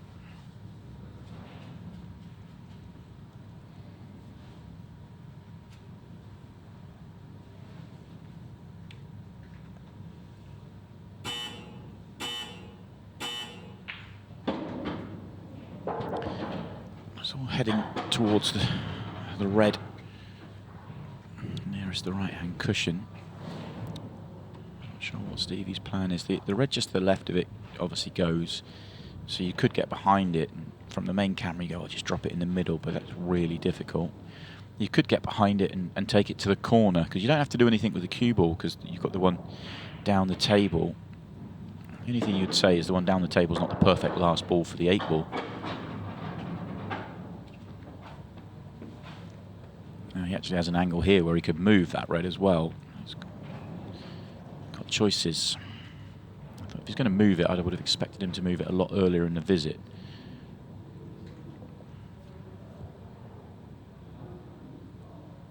And that's okay. Love to be on the one at the bottom of the table. He's got too much angle on the one he's nearest to into the centre. And you'd have to go and cue ball would be tracking straight towards those yellows in the bottom right hand corner of the table, so tricky.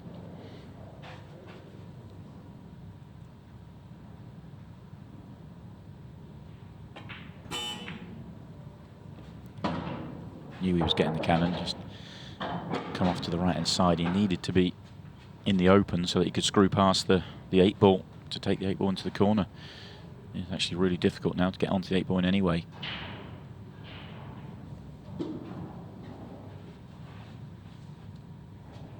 Extension.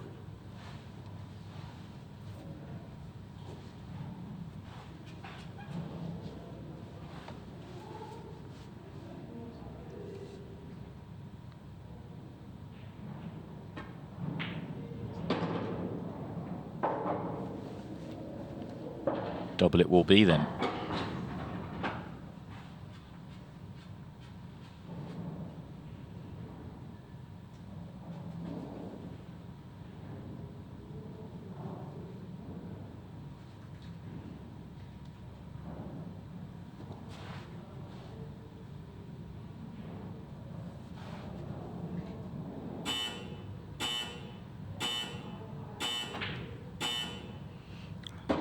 Cue ball is fine.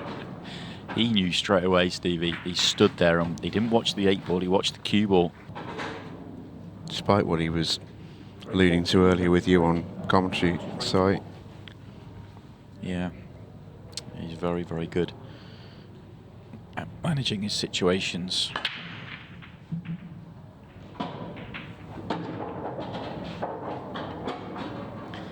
That's not come out particularly kindly. Yeah. Hence the facials. Yeah, you make a ball, and especially those players that break with a break cue, which is nearly every player now. They turn around, go and get their cue quickly because it is you want every second at 30 seconds to think about things, and turn back around and it's horrible.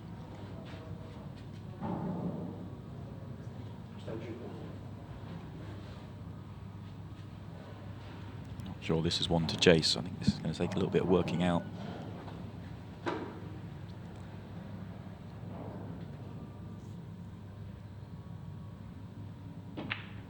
Well, that going helps. Certainly a chance of a finish.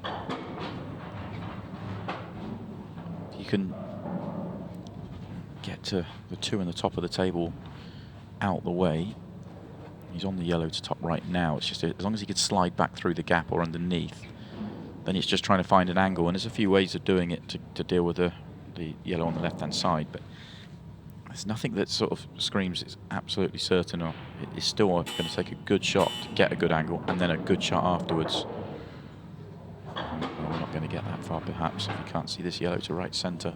I think you can see it. I don't think you can see the potting angle. You can see the yellow to bottom right. Yeah. Then you've got to get, you see where he's pointing, he's got to get like absolutely perfect, precise angle on the next ball to be able to play the breakout.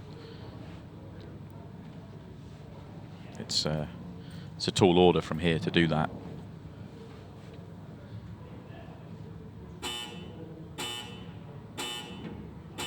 Yeah, not even trying. Doesn't want this in. Doesn't want this in.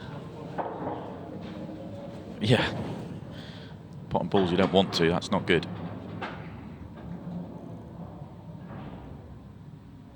This is huge moments. We're coming up to the halfway point in this match. This is actually quite big for Stevie. He's gone from, when he makes his first one, you kind of understand that he's trying to make something happen, but he can always pull back. But he's starting to get deep enough into this that you can't really pull back. That's clever. Yeah. Little, I wouldn't say fortunate. I don't know if the cue board stopped dead, whether there would have been a red up the table, but it would have been easy for Arfan to play a little swerve. But that little nudge from the yellow just means the only red he can see is the one he doesn't want to play.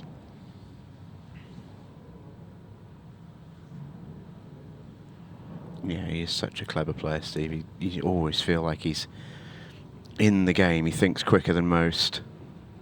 Oh, Arfan's going to play it. Has to get this right. Play it without doing anything. That's the right thing for me.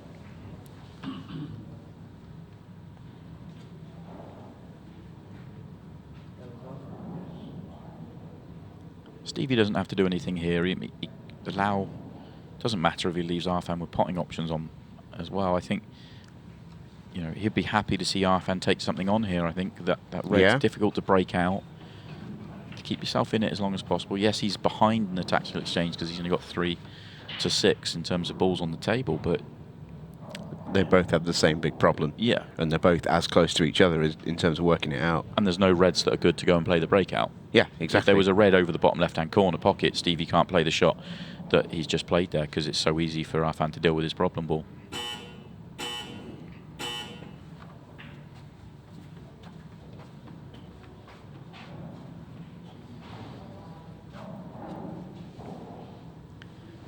I said the last frame was huge. This one's even bigger now. This one could use up a decent amount of the clock. Neither player, well, maybe Stevie is thinking about being aggressive, but I'm surprised by this. Perhaps he's thinking he's second favourite, and therefore if this plays out in 7-8 minutes and he loses it, he's in a world of trouble. If he goes for it now, doesn't get a 1 in 10, 1 in 20 out, then...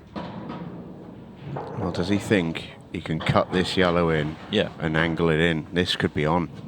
But my point stands that if he doesn't get out here, he's got time to then respond. But obviously he's desperate to get out here, but this isn't easy.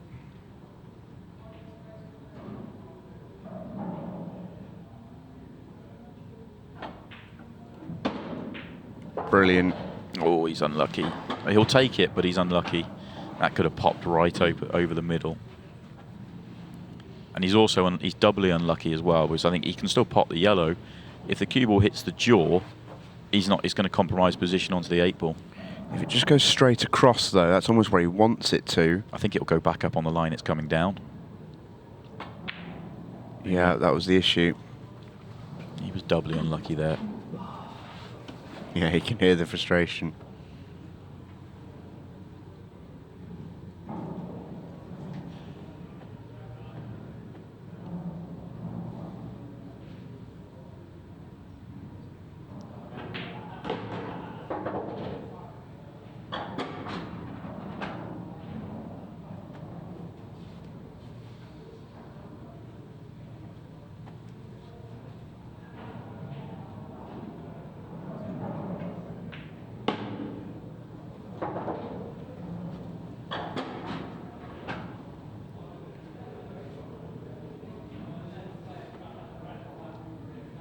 Arfan's just got to make sure, no mistakes here, and then he has the break at 3-1 and 10 minutes to play.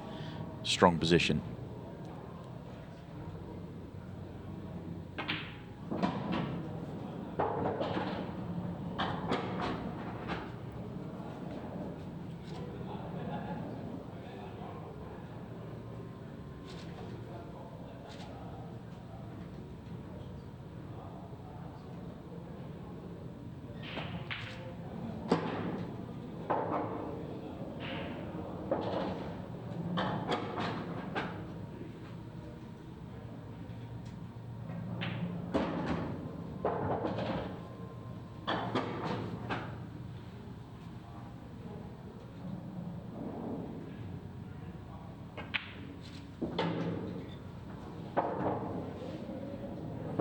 This finish was never in doubt for Arfan Dad.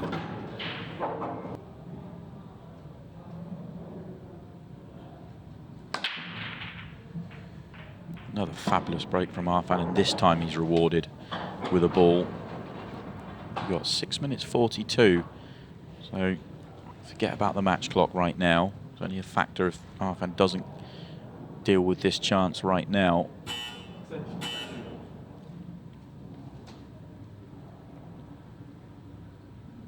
Reds are good here.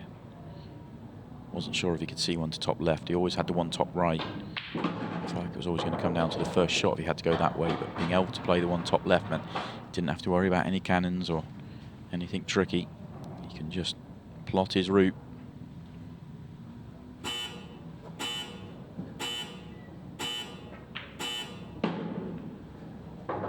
caught the wrong side of the table. Just caught himself in time.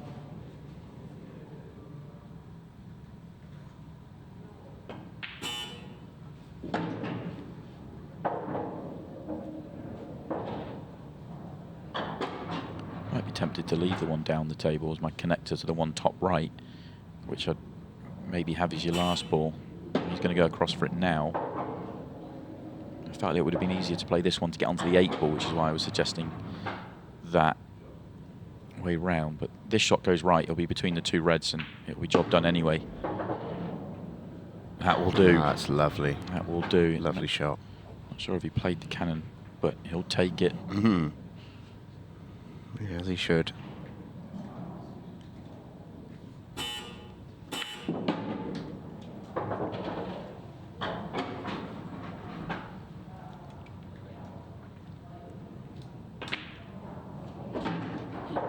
This 8 ball for a spot in the quarter-final. Van Dad composes himself.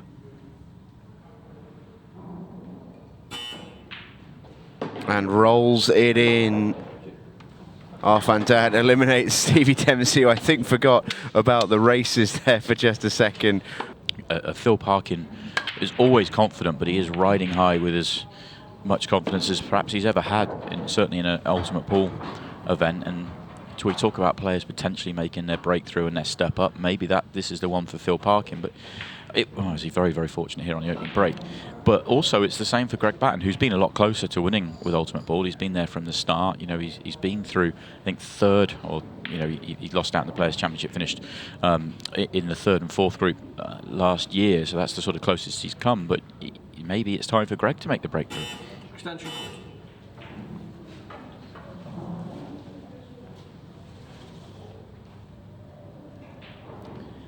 Worth pointing out that the format remains the same as the quarterfinals. The last 16 here in the quarterfinals. It's still 30 minutes, race to 5.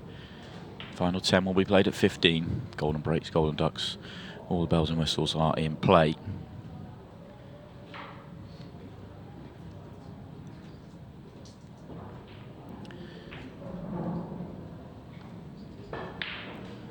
Not sure that was any effort to pot it, just kind of turned the table over. Tried to be positive, didn't happen for it. We get to see Greg Batten for the first time here in the quarterfinals. He played both these players. Obviously, this is in draw order, so these were 2 players through very early this morning. Made it through. They've had to wait a long time to play the quarterfinal match now.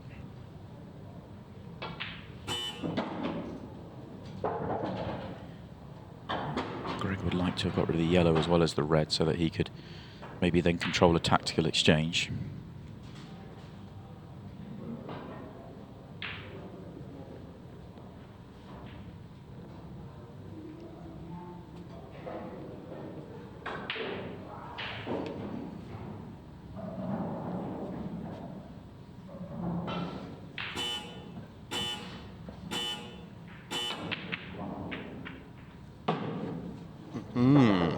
This time he does get the loss of turn right, but he also pops open all the yellows at the bottom.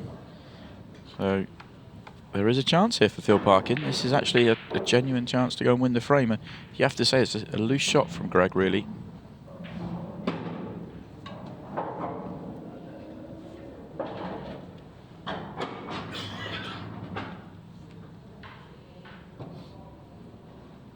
Yeah, lots of turns are all well and good, but they only have their merit if your opponent, when they come to the table, is in some way disadvantaged.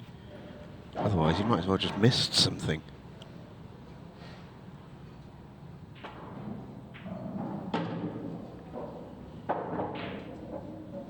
This is the key shot in this little mini visit from Phil Parkin. I think we'll get a sense of how Phil Parkin's feeling right here and now. Big shot coming up. You really get one of those shots that you cue well, hit it sweet. You can really get the cue ball to sing here, but when you're not quite on it, you overhit the shot.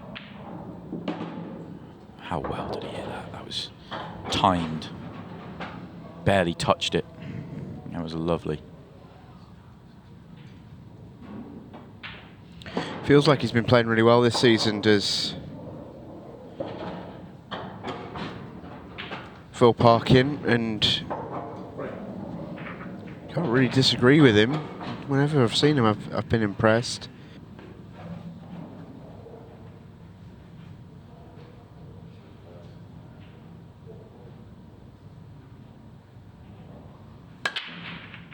And there is power on the break.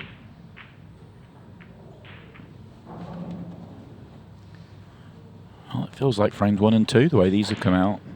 Kind of, you feel like it's going to be a massive split and a good chance. Nothing drops for Phil, but it's not a good chance.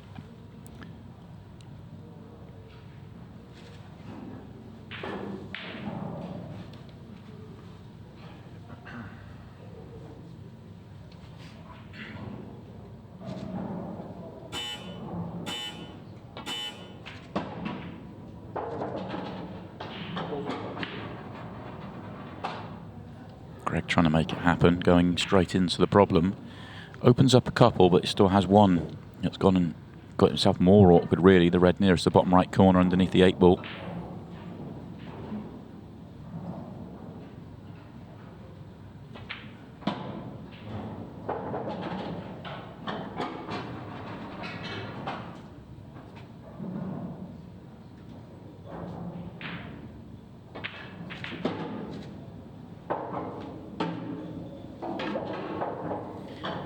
Work.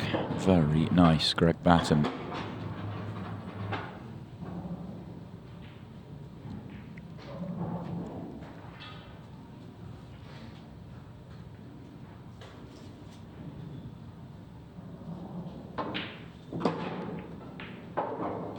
Oh, he gets the good shot to give himself a great chance, and that's a poor one.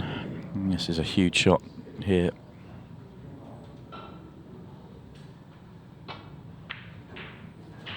Stuff's not really happened yet for Greg in this match. He's really struggling to get going.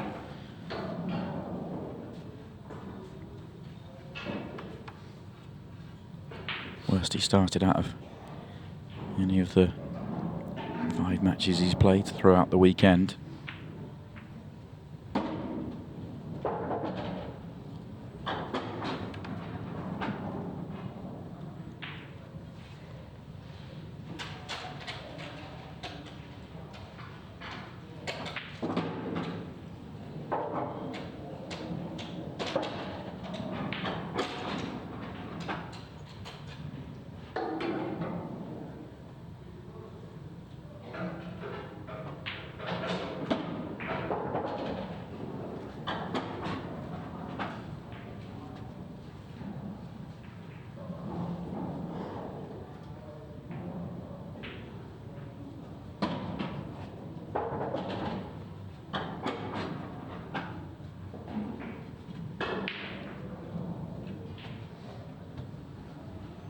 Phil Parkin is making light work of this quarterfinal so far.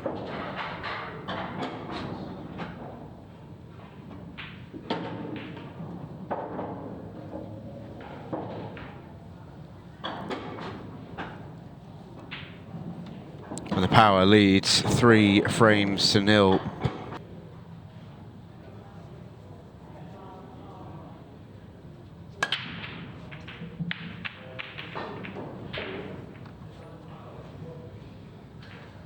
Dry break means Greg still has hope. Needs to be quick.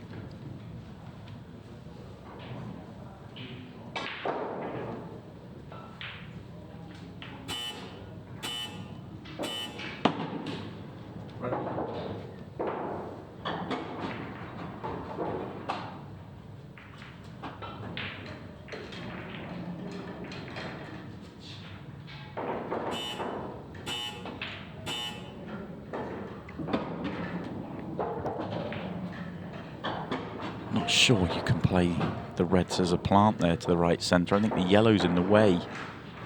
You would love that to have just doubled, going off the red. Yeah, it wasn't there, and Greg kind of knew it, trying to be creative, but that will be that, you feel. Phil's got cue ball in hand here, chance to go and win the match, but he'll do it at a pace where every second it hurts Greg, and the match is all but over here.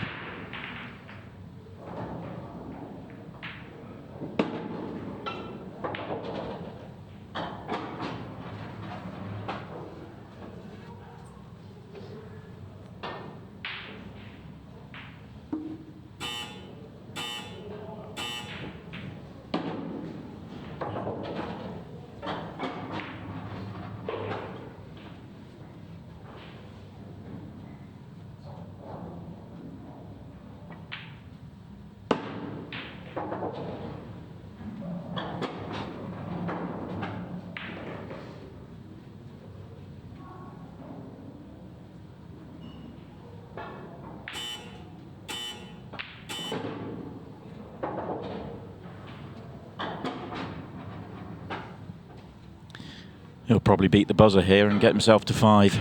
Doesn't really matter, but he's in prime position to do just that. A very different performance from the performance he put in against Chris Meling. A very different match, of course. The ball's dictated early. Phil Parkin at frame 6 just was everything, and he was able to win it. You see Greg's already got the towel in the hand. He's ready to wave the white flag.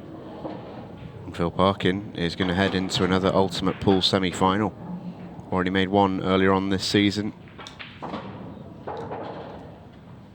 He is gunning for a trophy, and he gets it done before the clock strikes midnight. Greg Batten exits at the quarterfinal stage. Phil the Power Parkin is into the semi-final, and he is flying. Get ahead with our next match. Jack Whelan on the break. He takes on Dylan Leary, who was super earlier on. That 8-ball looks close. It's going to stay up, and no golden break for the wonder.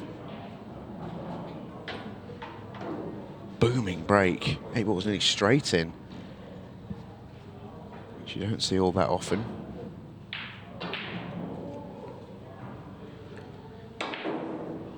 So it's Jack who gets first go at these. These two have both been excellent today. I've been impressed with Dylan all weekend. And to be honest, likewise with Jack. He's really not done a huge amount wrong. He's been playing at almost what I might describe as a steadily elite level without ever really fully jumping out the pack and doing something incredible. He's played very, very well all weekend, and he's in good shape here in frame number 1 as we welcome Simon Webb, who's sidled his way back into the commentary box. I'm delighted to say he's brought with him a couple of mugs of tea as well, which is a huge boost for one very parched commentary duo. Thank you very much for that, Si. I did it without spilling it on my laptop, so... Look, you mentioned that, not me this time, so... The success rate is 50-50. But you're right, Jack's been going very well, has been pretty much throughout. You know, full-time player now. He's going to be a danger in every single tournament. You know, he's one of the players that you think, you know, maybe could step up and start to rival Tom if he really, you know, gets ahead of steam up. He's that sort of player. You know, it would be no surprise if at some point we see him, you know, reach the top and becomes the #1 player. But he's got his work cut out here, because Dylan's playing unbelievably well right now. Obviously knocked out the #1 player in Tom Cousins in the last round, and he did it from behind. He did it with a hard way. He had to basically take out a ton of really good finishes. But he has to sit and watch, because Jack looks like he's in prime position here to take out the opening frame. Not a lot that can go wrong here. Just make sure of the pot. It is a little bit of a cut back, but that's by design for Jack, so that he can get the cue ball down the table. Not that he really needs to, just needs to have sight of the 8-ball.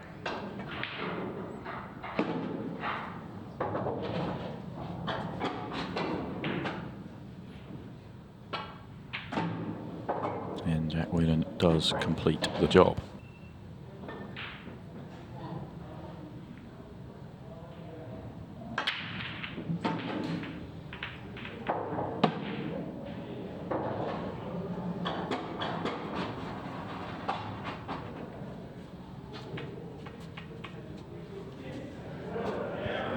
This time he gets the control right, but no outcome for him.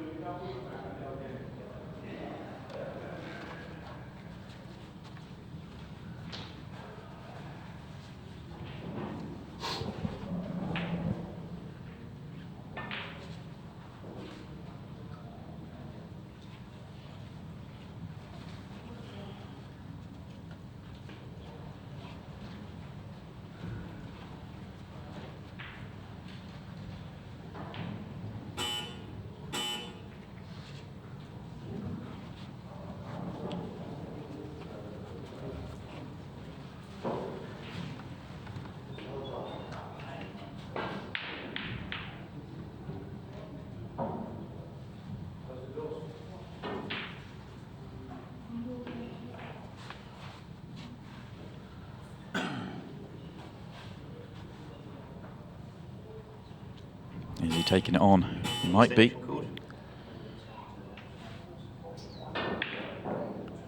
Not sure it goes in the middle. Does go long, I think. No, just the safety. Just the safety.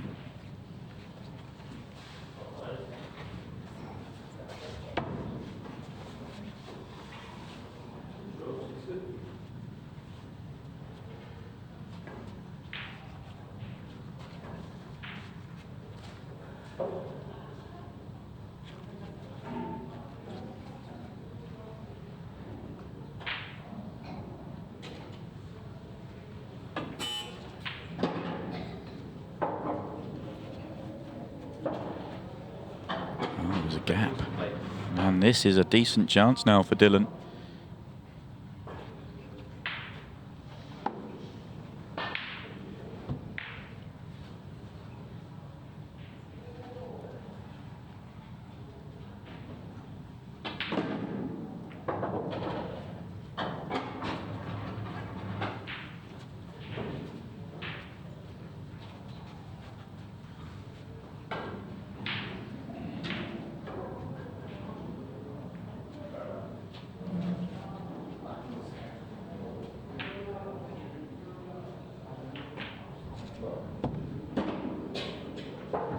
Would have liked to have slid by that, but it's not the end of the world.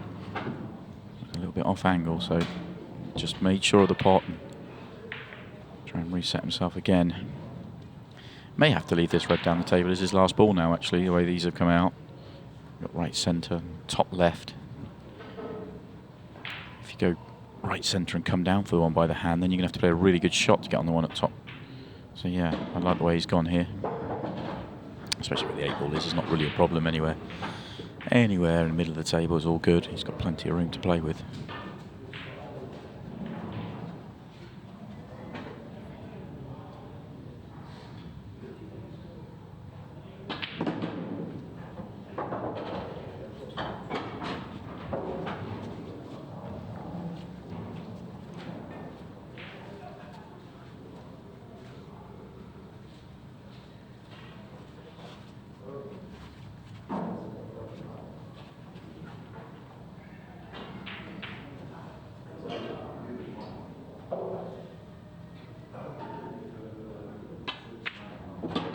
Cued in nicely. That was one of those just to get your attention. He would like to have been on it an awful lot nicer than that, but just steadied himself, made sure, right behind the 8 ball.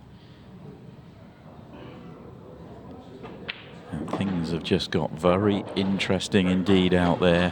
Dylan Leary, 3-2 in front. Shaking the hands between the two. Here comes Jack Whelan, the old faithful.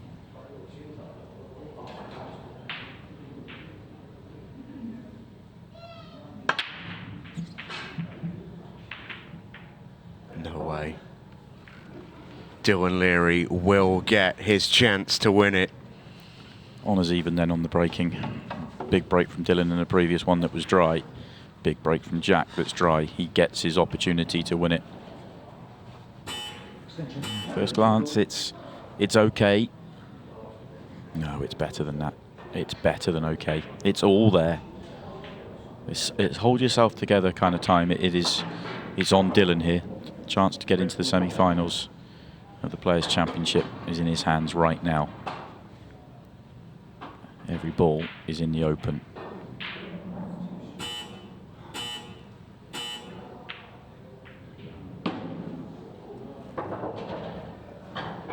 Only question mark I have, easy to pot the red to top right. What's the ball afterwards? I don't know if you can get out without touching the yellow.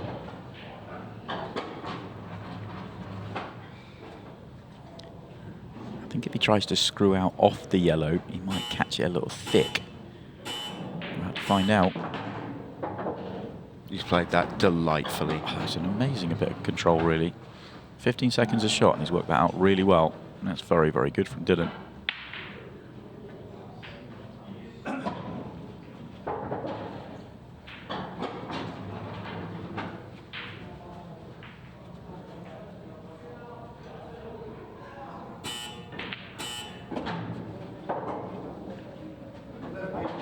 2 shots away.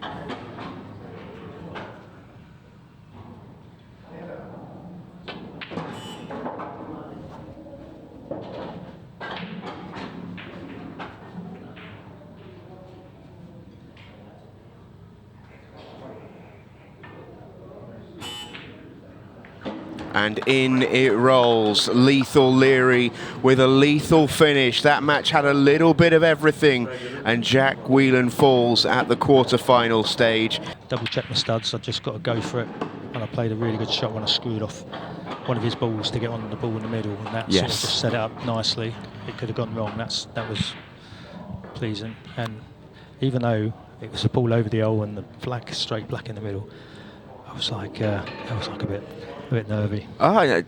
You know, it just shows how much it means. I guess we were just chatting off air there. First semi-final since the first season of Ultimate Pool, which, you know, it doesn't feel that long ago, but, you know, at the same time it does feel like quite a while ago. And, you know, it's a big achievement for you. Obviously not the end of the road, but, you know. Well, I'm I'm one of the oldest ones on the tour, and I've missed opportunities to do better, and that was a massive opportunity when I lost in the semi to Sean. I missed a couple of match balls, and then I lost in the 6-red shootout, and it was almost like that was my chance. But it's just nice to sort of battle through this field and still be in it. Yeah, absolutely. And short, sharp races with a high prominence on a 15-second shot clock. Yeah. Wouldn't have been the tournament you'd have probably predicted you'd have gotten the best in, but it's going all right for you. So far, so good, yeah. Well, Dylan, we're going to let you go and prepare for that semi-final coming up against Phil Parkin a little bit later on. Just before I let you go, though, had many run-ins with Phil down the years? Never played him. Never played him, wow. We did actually arrange a money game, but we scheduled it, and I was best man at a wedding the week before or the week after or something. I just couldn't deal with two things. Yeah. I would have loved to have played him, but. Well, you finally get your chance now, and it should be a cracker for us. And yeah, go well, and I wish you the very, very best. And hope it's a great game for us to watch. And hopefully, hopefully it's a good one. So best luck for you, Dylan. We're going to let you go and bring in Simon Webb in just a moment. The next quarter-final has just got underway, and Kyle Cope is going to burn his first opportunity against John McAllister. That was an excellent, excellent chance. Break came out beautifully for Kyle there. Really, really did.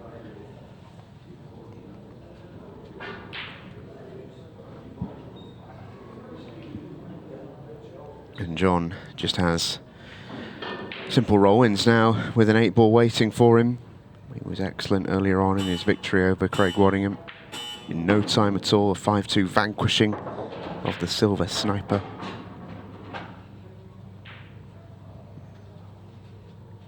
He's looked pretty solid all day, really.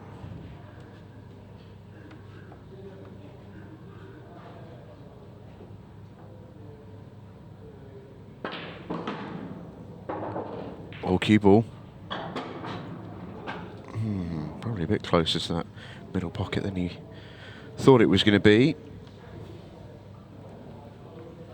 And all of a sudden it looks a bit tricky.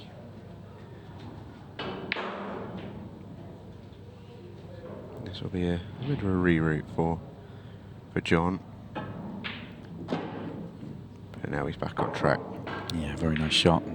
Good angle to get back in between the last two reds.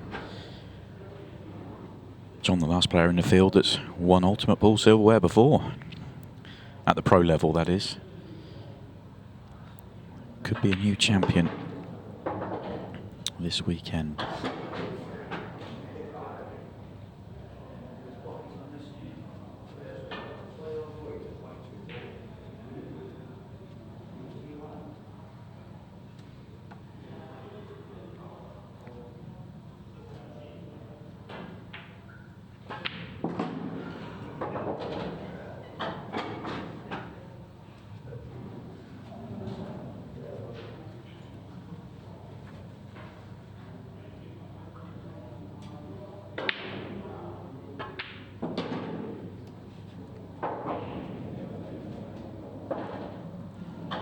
Lovely clean visit to the table in the end from John McAllister. So one ever so slightly wayward shot that just needed a course of correction.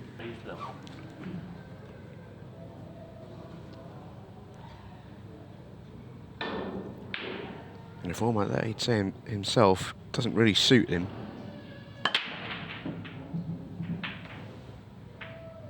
Oh, what a break to go dry.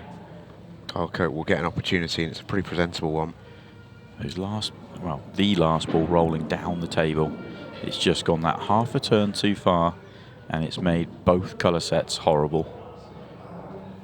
If that red pulls up short, yellows are a dream.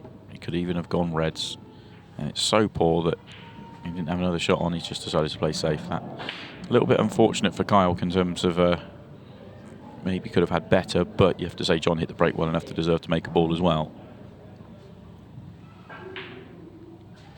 So it will spoil the run of John clearing up every time he comes to the table.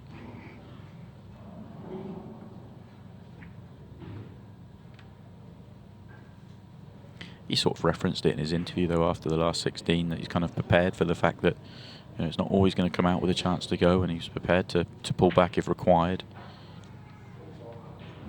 Certainly is required here. Yeah, I would say so. Break John's run of clearances off the break. Something had to.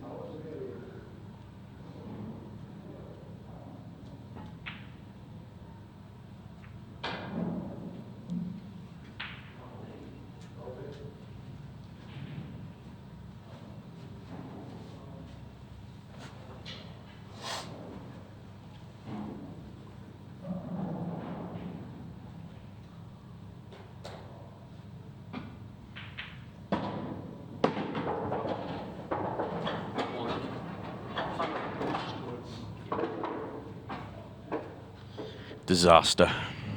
He got tempted, and he's going to get punished for it. Look at this now for John.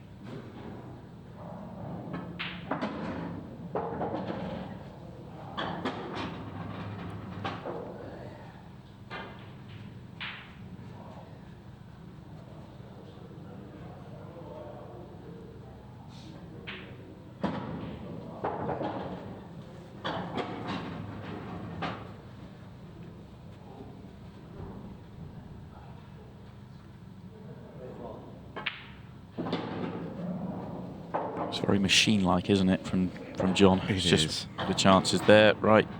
There's nothing really to discuss. He's in perfect shape throughout, as he has been all day long.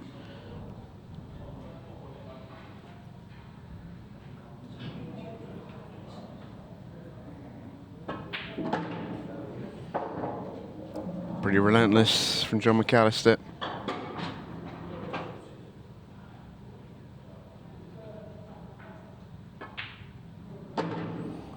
That's the target here. Well, there's the break. And yeah, you're absolutely right. I said 3-0 at the end of the last frame. Correction, it is 4. And it is a long way back. And that's 5 off the break, that is. Huge. And not the greatest leave. Has to cue this one in. Yeah. For a break as good as that, I mean, if you're playing really well, you just get down and cue that one in, and you mop them up and you say, oh, lovely break clearance. But 4-0 down, you get left that, you're kind of thinking, geez, I deserve something better than that for that quality.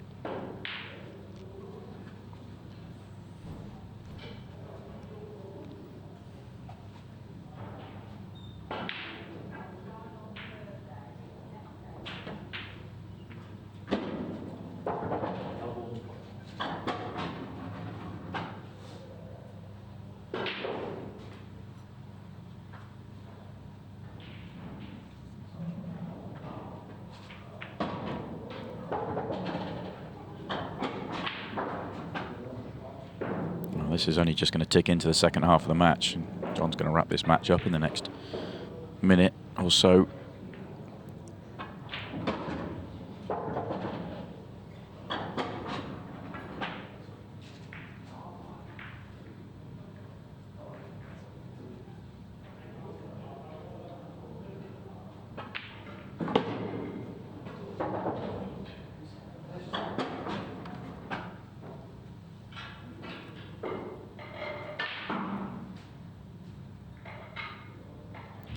Slightly awkward.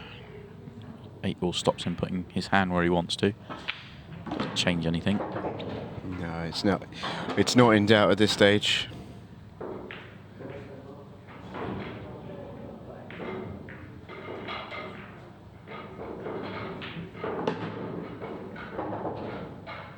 Wow. Well. Can he cut this in? It's almost back-to-back flawless matches here from John McAllister until that shot. The first bit of drama he's had today of any sort.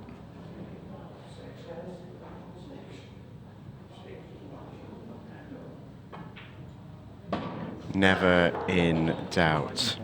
John McAllister gets it done. It's a 5-zip win against Kyle Cope, and a machine-like performance sees him through to another Ultimate Pool semi-final. You've been going really well this season, John, and obviously you've been going well for a little while, actually, not just this season. But in terms of how you've been this year, would you have expected a semi-final, an event that's races to 4s and 5s and short, sharp match clocks and all the rest of it? So it feels like this is the event that should sort of catch players like you out, right? But you've coasted through so far. Yeah, possibly because I've not really expected too much. Because I think. Have you almost taken a little bit of pressure off yourself on this one? Yeah, because I think it's the first group stage I've ever got through, to be fair. Even before I come onto the tour, I played in a few of the Monday nights. And the only group stages I was getting through was the doubles. So yeah, when you had a bit of help. Yeah, I was needing a bit of help. And then, yeah, like you say, because it's the short formats and everything, you need the luck to go your way. Had the luck yesterday a little bit, people not taking their chances. And then my performances have got better as the day's gone on and the weekend's gone on. So, yeah, if I get the chances and keep performing that way, there's no reason why I can't do anything else. Timing it to perfection, mate, this weekend. We're going to let you go, get ready for that semi-final, because it won't be too far away now. Hitting Patel and Arfan Dad battling it out for the right to face John in that semi. And it's going to be Hitting who gets first opportunity, or Arfan, I should say, gets first opportunity in this one. And a pretty good first opportunity as well for the daddy.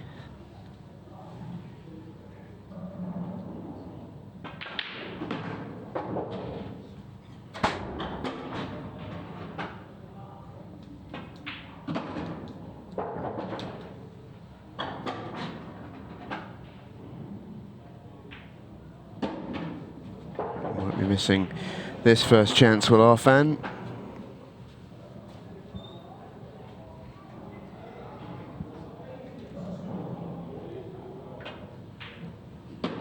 And it goes for a 1-frame lead. Still the same task as the rest of today. Races to 5, half an hour on the match clock. Trailing 2 frames to 1.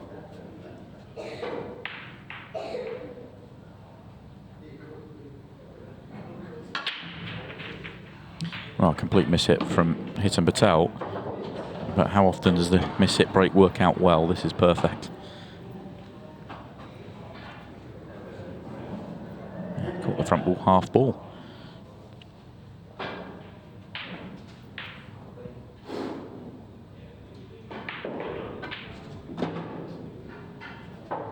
Yellow ball's in play.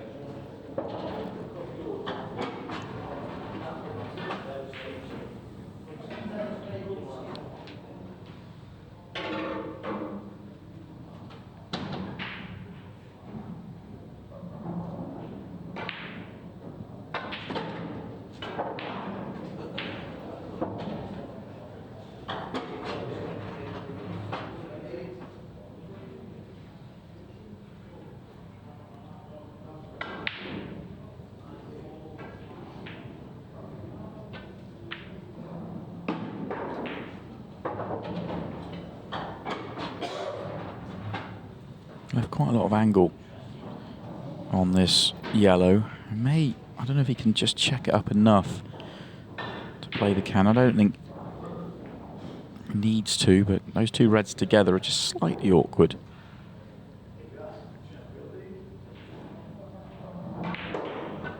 Yeah, so he did try and do that and would have wanted to catch the left-hand one of the two, because if he catches the right-hand one of the two, he could have been on nothing. So you have to say, well played shot.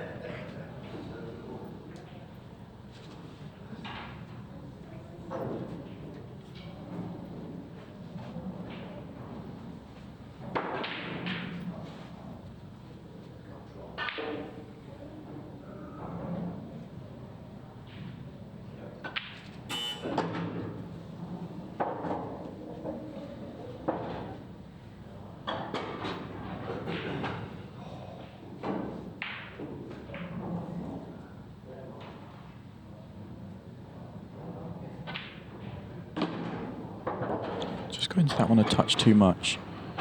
It was the wrong side of the yellow here. So we'll just have to accept the distance. Make sure he's not awkward queuing, which he's done.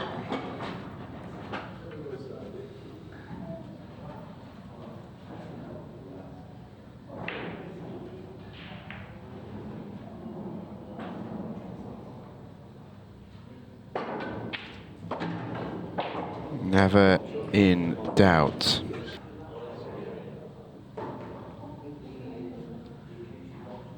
I haven't heard the beeps in this visit. He's flown through this one. When you're two in front in this stage, normally you'd hear the beeps a lot more.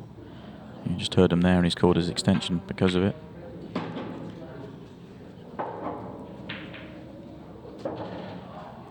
It's like Grimace because he wanted to be straighter than this.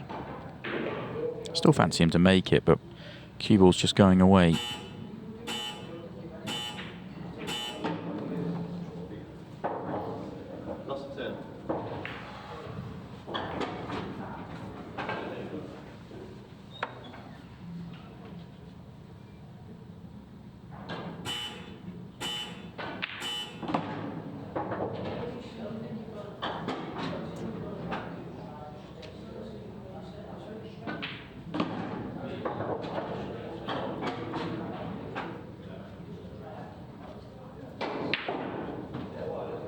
Could be a combination coming up here for Hit and Patel. Red's on the side of the pocket. Got to be careful with this one. Yeah, very, very good.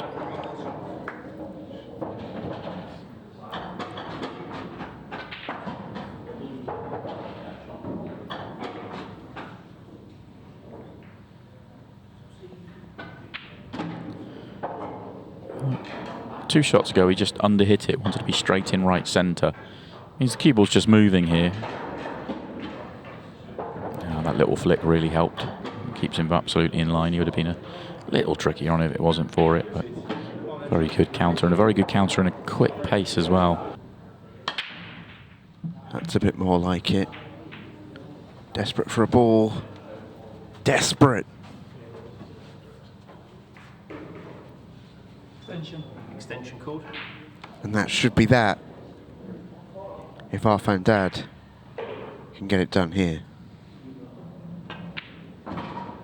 Yep, it's in play.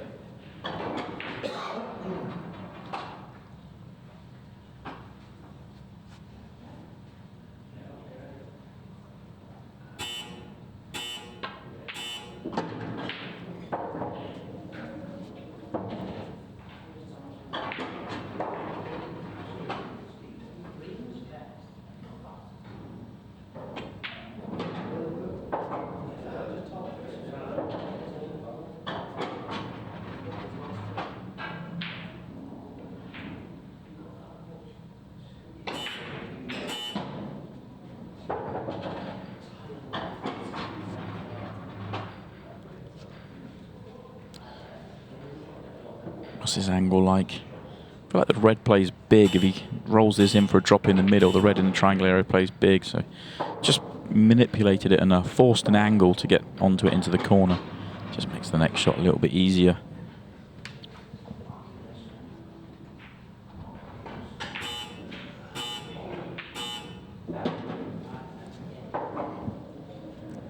You can taste it now.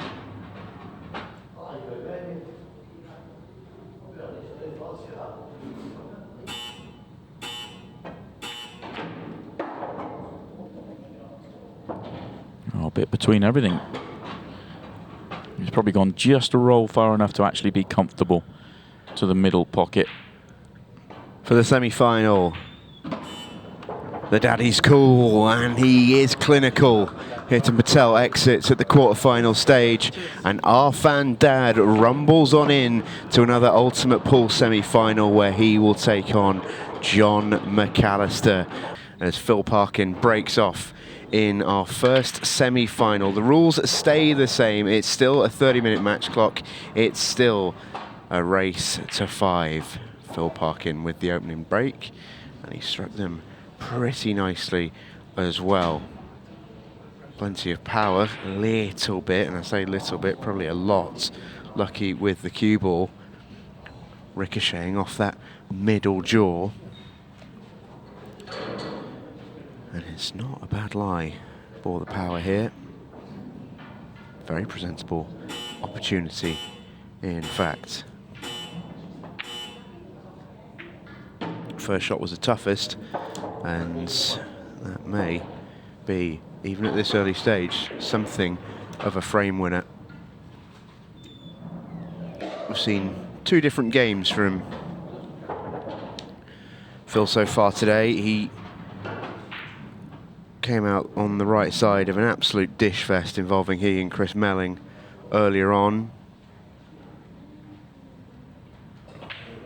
His match this afternoon in the quarterfinal was an entirely different proposition, really. It was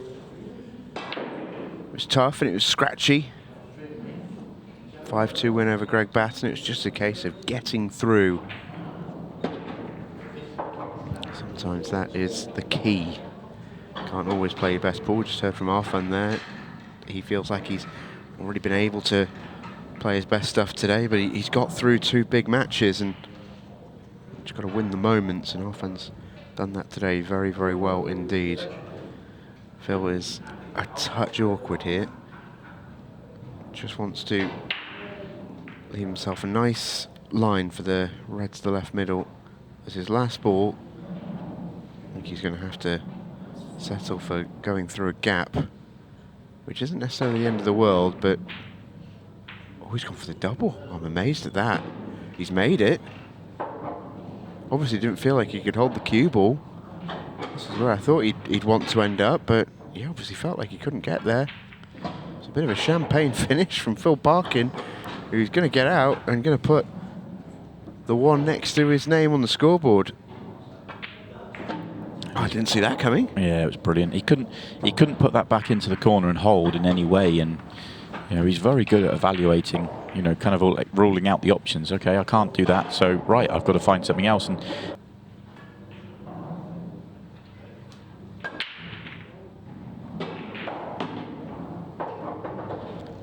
that break continues to look dangerous for Dylan. It does.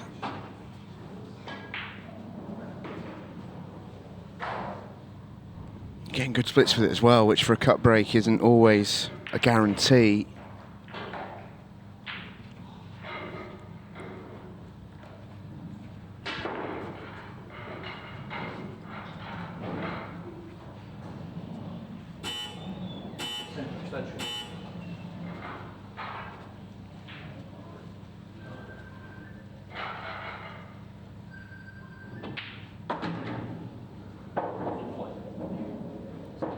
Little grimace. He's not in perfect position.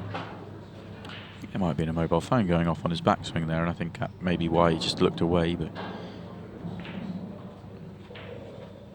there was always distractions out in the arena. We do play in a club here, and that does happen. So nothing different, nothing new for the players. Oh.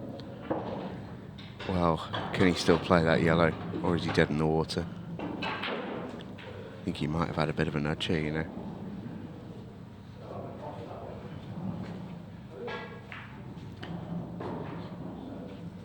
Hard to tell from that angle.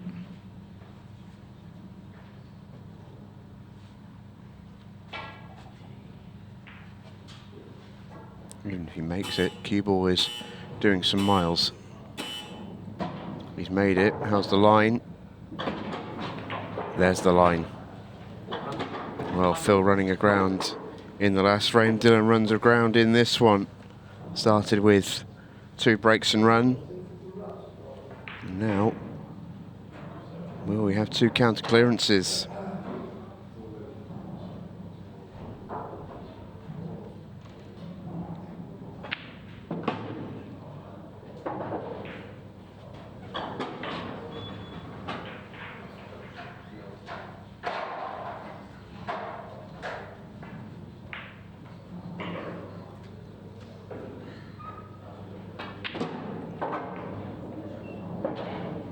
Quite enough. He wanted to nudge that over the middle. Didn't need to, of course. It does go down the table, and he'll now play for it down the table, I'm sure.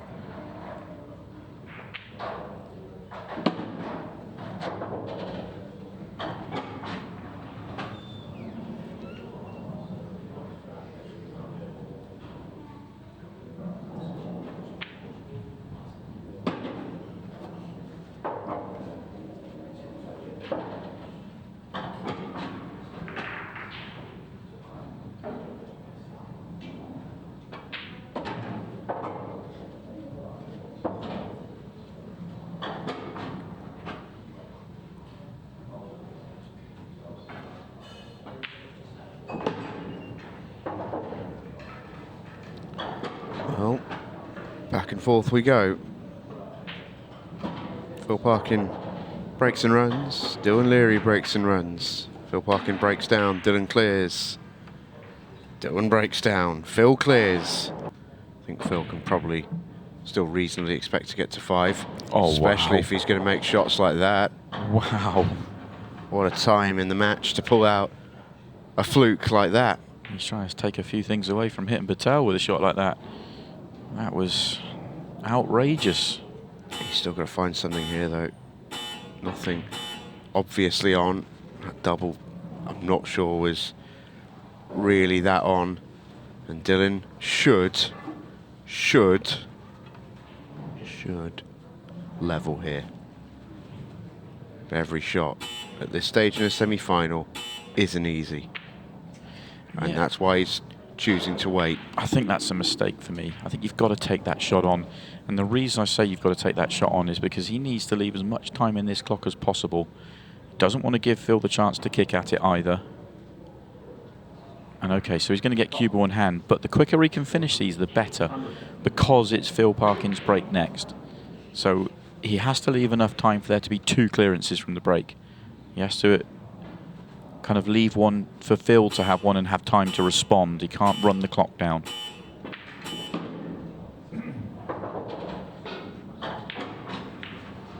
Yeah, agreed.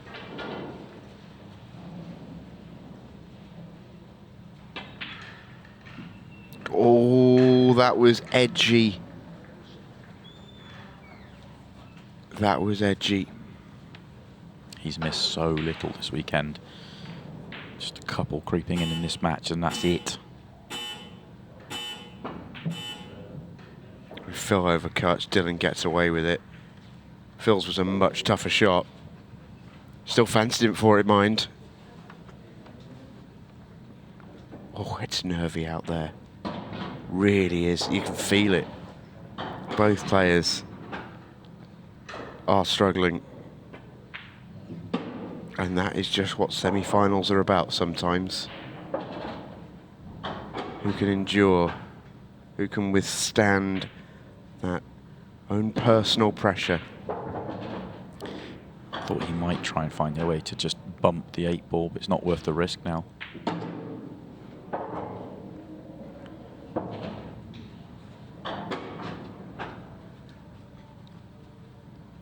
Normally I wouldn't say it, but just because it's edgy, because it's a semi-final. He's happy enough with a double, though.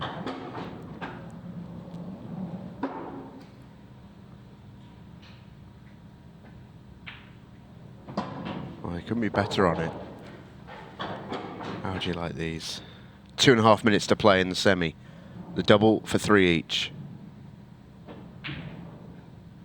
It is there. Phil Parkin for a spot in the final. To set the time, it's a nice break.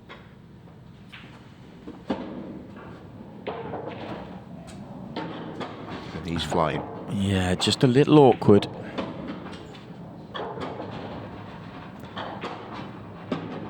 It's going to be solid. It's going to be very solid.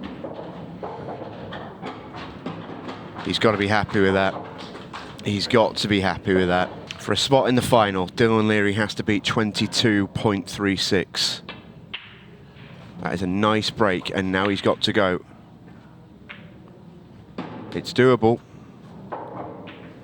It is doable here. It's got to go up the table. This has to go in. It does. Oh, it just rolls off the lip. If that had gone in, that might have been the moment. Oh, and he nearly made both to do it. Dylan Leary misses out by a tiny, tiny margin. And Phil Parkin qualifies for his first ever Ultimate Pool final. The night is not yet done, but a huge achievement nevertheless, and we really look forward to watching later on, mate. All the very, very best. And it could be a bit of an all-cov affair, because John McAllister is up against Arfan Dad in the second semi-final. Phil, we're going to let you go and prepare, because I know it's a big one. We're going to let you go. Congratulations again, mate. Thank you. And John McAllister and Arfan square off in the second semi. Race to 5, half an hour put back on the match clock. And I think both of these players will be hoping it's a little bit less dramatic than the first semi-final we have seen here. Incredible drama. And he just do, for as pleased as I'm sure plenty feel for Phil Parkin. And I count myself as one of them. He's a great lad and a super player, and you just can't help but not be pleased for him. He's really worked very hard for that, but by that same token, you've got to feel for Dylan Leary, who's played fantastically well all weekend and has missed out on his first Ultimate Pool final by the smallest of margins. It is a brutal game. That is what top level sport is all about. It's cruel, but it's beautiful. Just depends on your individual perspective.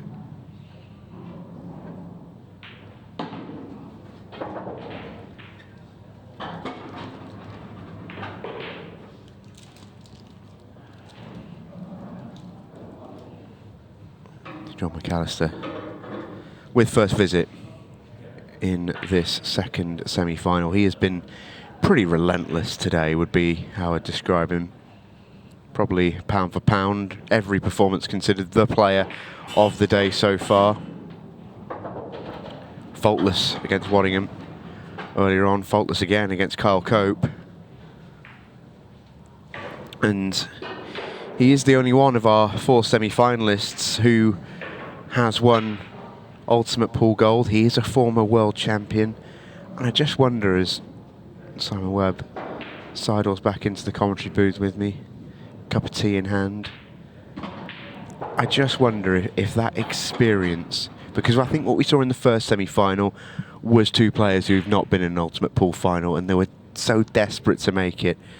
With John, and to an extent Arfan, who's made that step before, you just expect that slightly bigger degree of calm, maybe.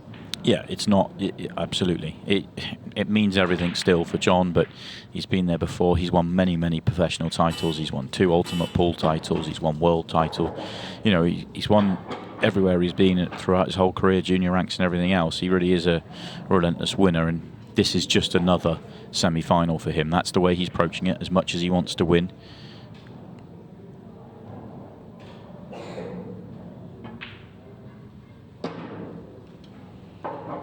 I want to start. Yeah, it just continues, doesn't he? It's just more of the same.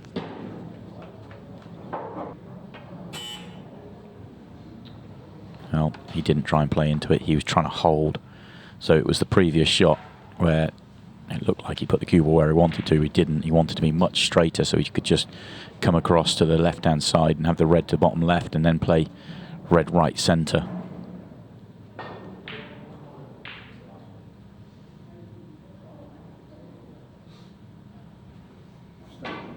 Extension called.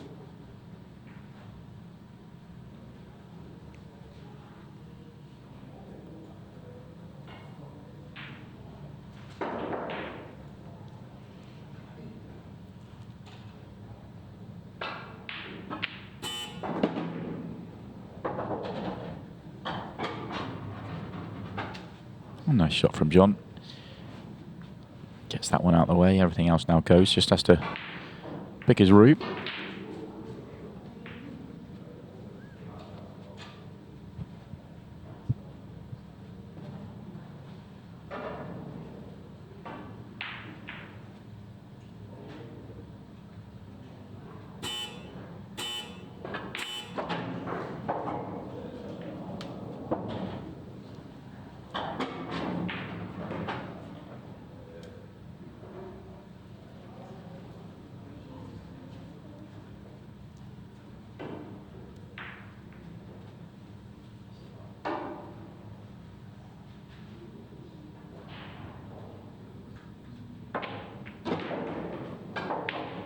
Yeah, and you can see there on that camera angle, as that shot was being played, that red did go.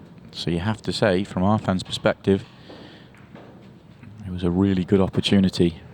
Yeah, I know there was going to be a decent positional shot required at the end, but it wasn't terrible. There was a natural there for him. He just played a very loose positional shot at the top of the table.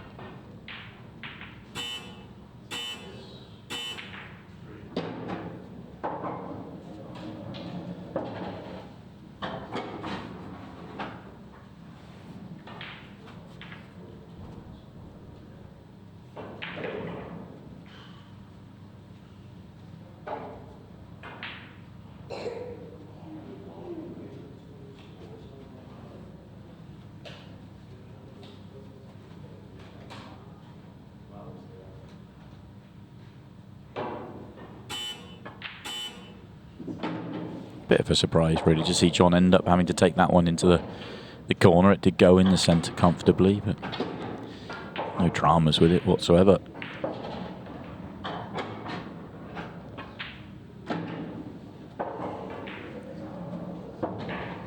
No dramas. This felt like a pretty apt description of John's championship Sunday. He's just been smooth, calm, collected.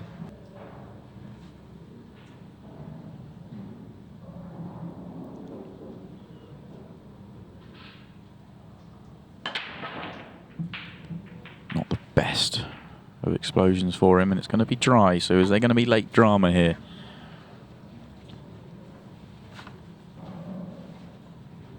Bounced off the front ball. Extension cord. Squared it up completely, but caught it on the hop.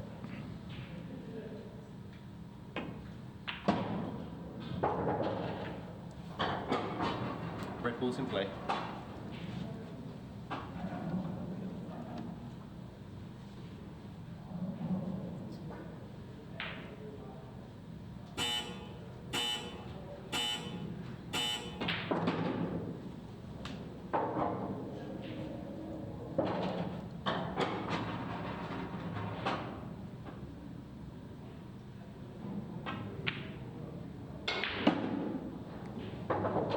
Good recovery pot. The first couple of shots didn't quite go to plan. Got a little bit fortunate with the one down the table. Now he's in line. Now he's in shape.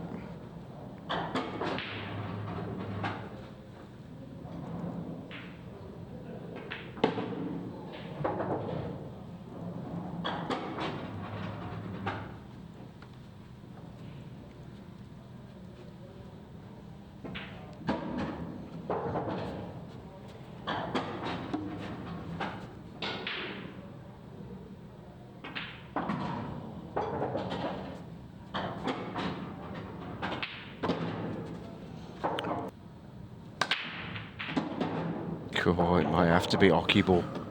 Oh, wow. Wow, wow, wow. Our fan dad goes full teapot.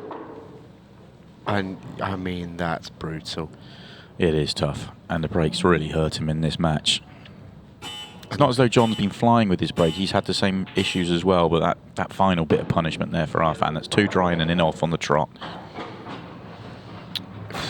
And he feels like he's hit them well all three times. Well, I mean, that one there was a boomstick. Oh, it was. He absolutely cleaned that Pax clock. Fantastic split as well. I mean, the yellows are just sitting. They are waiting to be potted. And where he's gone in off as well. He's seen that break beautifully. Middle of the top cushion. Just raced down towards the bottom of the table, had a couple of tiny little nudges into the bottom left corner bag. It flew in. It's just so unlucky, it really is. Not the deciding factor in this semi-final by any means, but it's certainly a factor. And you've got to feel for our fan there. Yeah, I think from our fans' perspective is if he goes on to lose without touching the table again, he's missed a couple of opportunities that he can look back on and kind of rue, but he can also rue the fact that the breaks just let him down at the wrong time. And but if you get the opportunities that you're given earlier on in the match, then all of a sudden maybe you're breaking at 4-3 up, not 4-3 down, and maybe you get another opportunity. Who knows? But it certainly hurts when you have a break as good as that gets punished. John McAllister in perfect shape. 3 balls away. And he just has to hold himself together.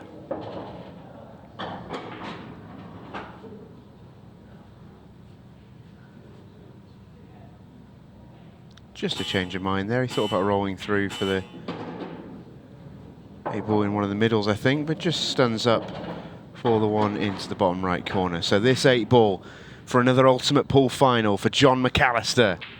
Never in doubt. Our fan dad falls short of the semi-final stage. John McAllister rumbles on. It's job done. Change of format. We put 50 minutes on the match clock. It's a race to 8. And the change of format is probably quite a significant deal. It gives you a little bit more wiggle room. Races to 5 and 4 in the last 16 stages have been tough, I think. Brutal, ruthless. This time around, there's a little bit more time to get yourself settled in. It is Phil Parkin's first ultimate pool final. He is the underdog, no question about it.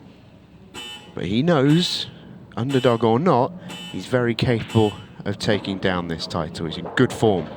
He's played really well on his route through to this stage. Beat Chris Meling in the last 16 earlier, and with a brilliant performance, one of the performances of the day. He's come through the draw unscathed to reach his first ultimate pool final. He's up against a familiar foe. These two know each other well from a very similar neck of the woods. John McAllister, a former world champion. Ultimate Pool Pro Series champion as of this season. And he will be the favourite. He's been the player of the tournament today. He was good yesterday, whilst a bit scratchy. That can be the case in race to 4 group stages, but he got through. Said to us, it's the first ever individual group stage he's ever got through, and you include all the Monday nights he's been in. Not usually been his friend, but get through he did, and he's sailed through today. 5-2 win against Craig Waddingham, the highlight. But he's been pretty flawless in his other 2 games as well. 5-0 against Carl Cope, 5-2 against our fan dad. But he's going to find himself 1-0 down, all things being well, because Phil Parkin should be able to get the job done from here. Keyboard just went far enough to be past the red to make it nice and simple for him. And the routine 8 ball then to take the opening frame. What a start. That is a real boon for Phil Parkin. He'll just back himself to find 8 finishes. Oh, we're going to have a golden break straight away. Wow. Welcome to the final, John. This is a funny one as well. Gets the 8 ball moving and then bang. Rack him up again. John McAllister with a... And he's thrilled about it as well. Yeah. Absolutely thrilled.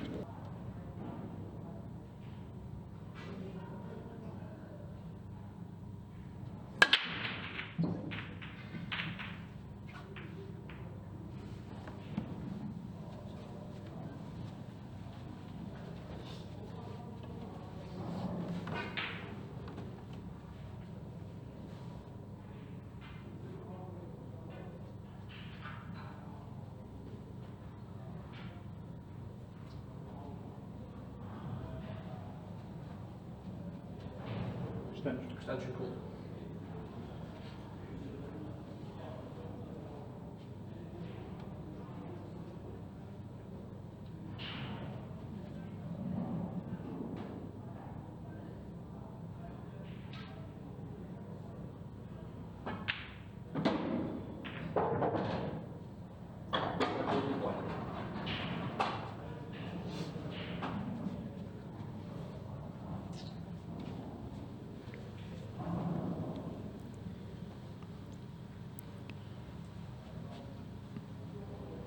What's John lining up here?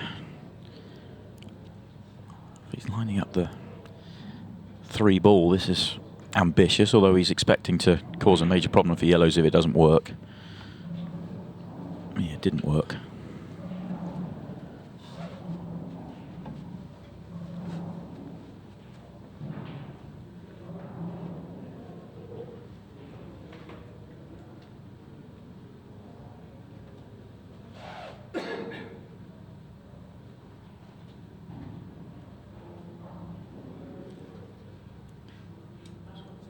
Extension called.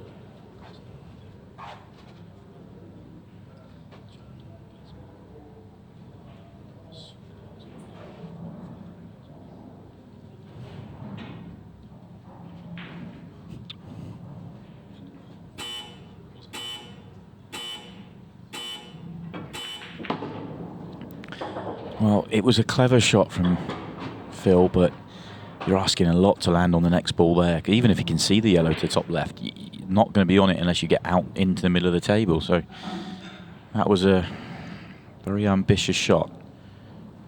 And obviously, it's gone about as wrong as it could do. I mean, he's unlucky not to have shot of anything, you know, safety-wise. To be completely full-ball snookered there is pretty outrageous, in all honesty, but he was unlikely to have a pot. And that's a gift for John.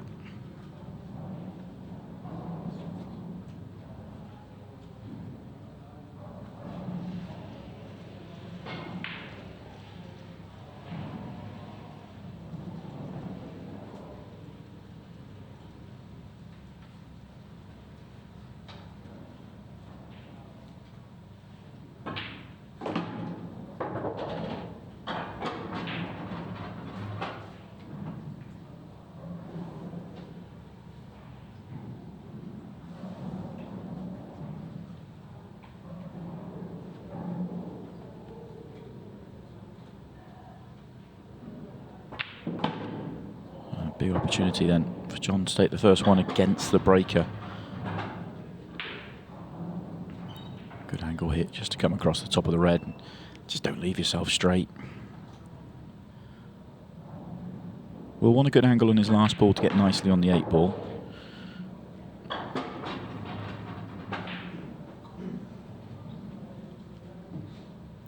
Yeah, he's just looking at what he wants.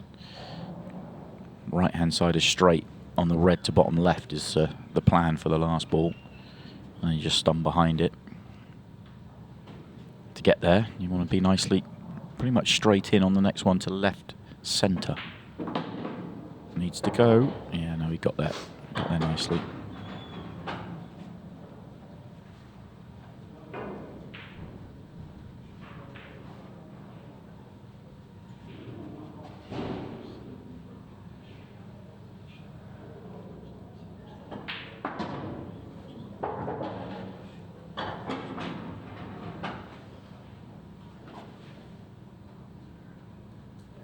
The perfect angle for John McAllister.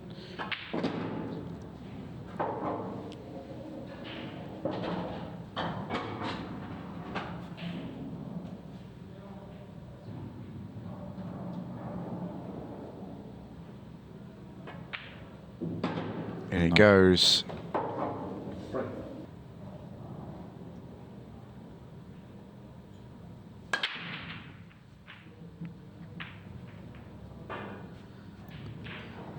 Little bit shocked it's dry. Don't think it was as powerful and as clean as his previous one, which was also dry. But there was a lot of jaws hit.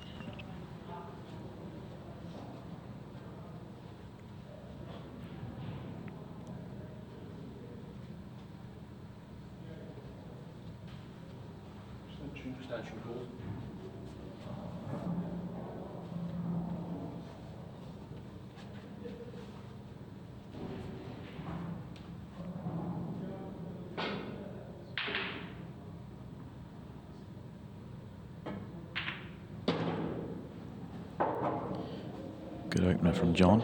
All his work's in one area of the table apart from one ball.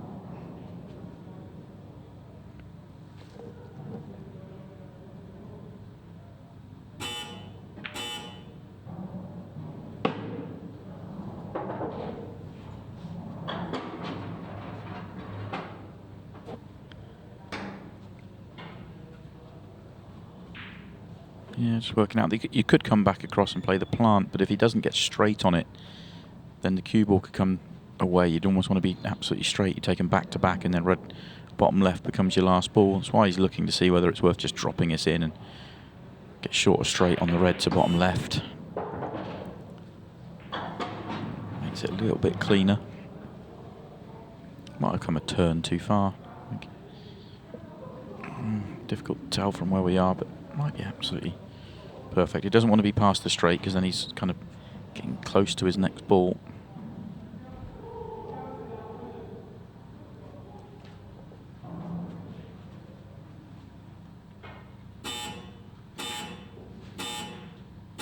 Oh, he's fine. He's fine. He would have loved just the tiniest bit more angle just so he could almost hold it on the straight a little bit better. Just punch away from the red, but he decided to roll past it so that he can use cushions here.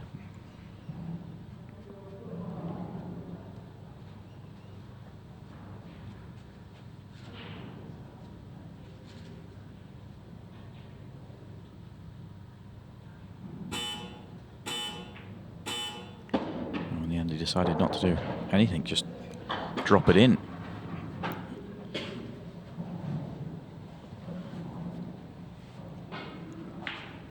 Gap to find here for John McAllister.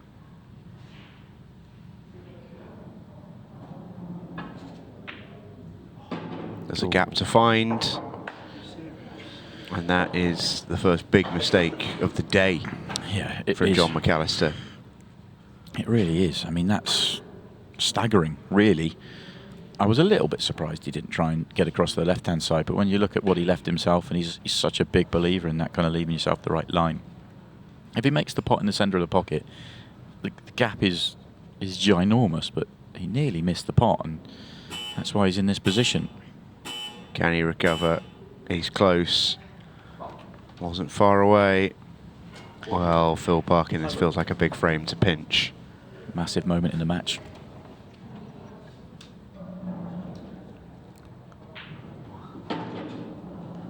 Very, very surprising.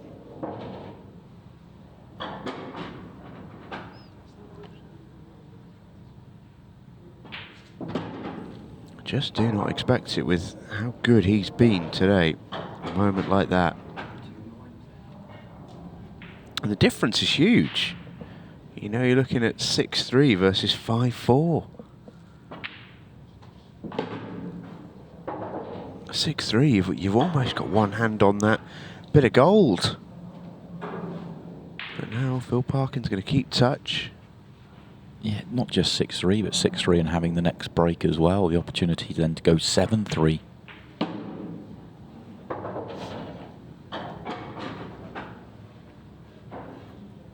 Yeah, it's big.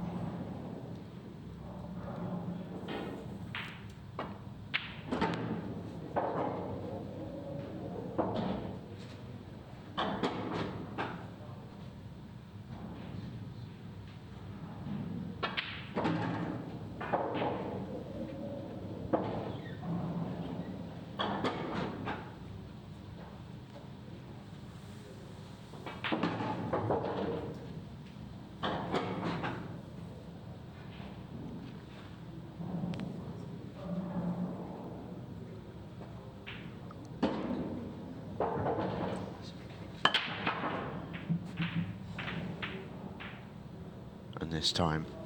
John McAllister is punished with a dry break after making the error. Feels like a big chance for Phil Parkin to square things up. Yeah, sort of bounced off that front ball. We've seen that a few times throughout the weekend. Just sometimes when you're really reaching back and you just catch it on that hop, it doesn't quite explode like it can do.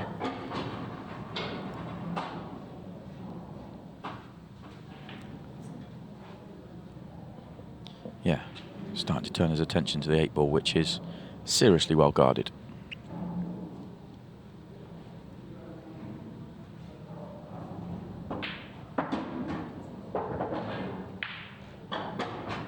Had an option there if he wanted to just open them up a little bit. He could have played into the yellows just gently. He wouldn't have wanted to play with any pace, just to try and open up a little bit, especially when he's got reds over, you know, plenty of different pockets.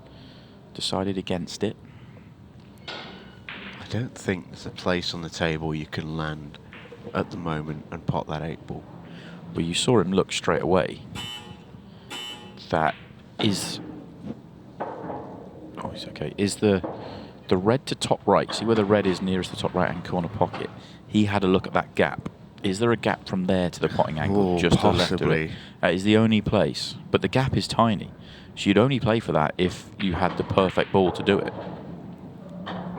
And I think he's decided it. There is. I think he's decided, because I don't think you would leave it. He had the perfect angle just to drift down and just nudge the yellows. And in all honesty, the yellow to the right of the 8 ball, just above the, you know, the sort of 2 to the right, but the one higher one, that was the one. If he gets that full in the face, he's on left centre, he's on shots up the table. But I think he's decided, and I'm not surprised to see him leave the red that I was talking about, in terms of that's where he wants to get the cue ball to as last ball, because it means that you're not moving the cue ball into the gap. It's just naturally in the gap. Well, there you go. That is the gap. It's not big. It's not. Not a big gap at all. He's actually looking at coming back a little. Yeah, he can't put it where the red is. It has to be just to the left-hand side. Yeah. Because the gap gets him hitting the 8 ball full, but he needs to hit the 8 ball nearly half ball. But if he's hit this gap, all credit to it. I think he has. Looks good, doesn't it?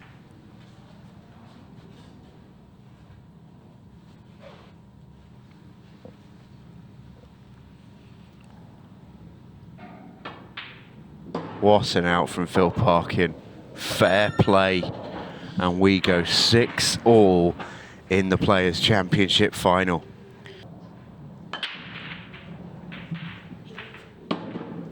He crunched it. And he's got a ball. He's got a chance. How good is it? It looks pretty good.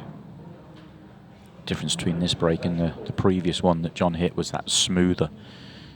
Maybe just took a touch off it, but it was much smoother, flatter, and all the power went through the pack. The yellows all go. Yeah. It's the chance you'd want to win a title, in all honesty.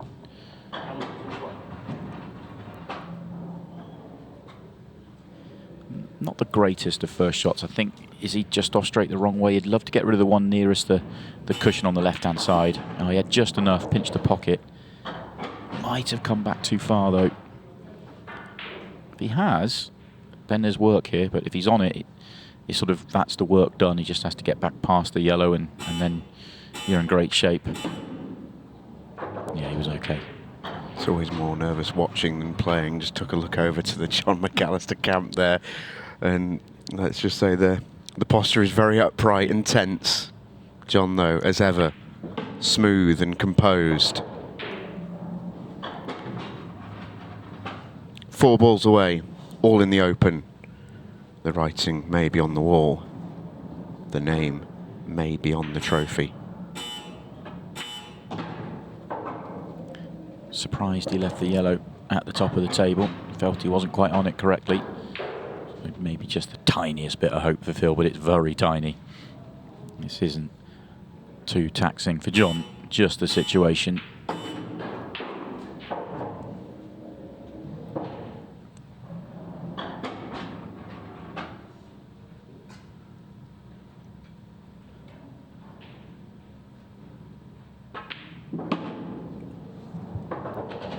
Here we go then. The championship 8-ball for John McAllister for his second title of the season.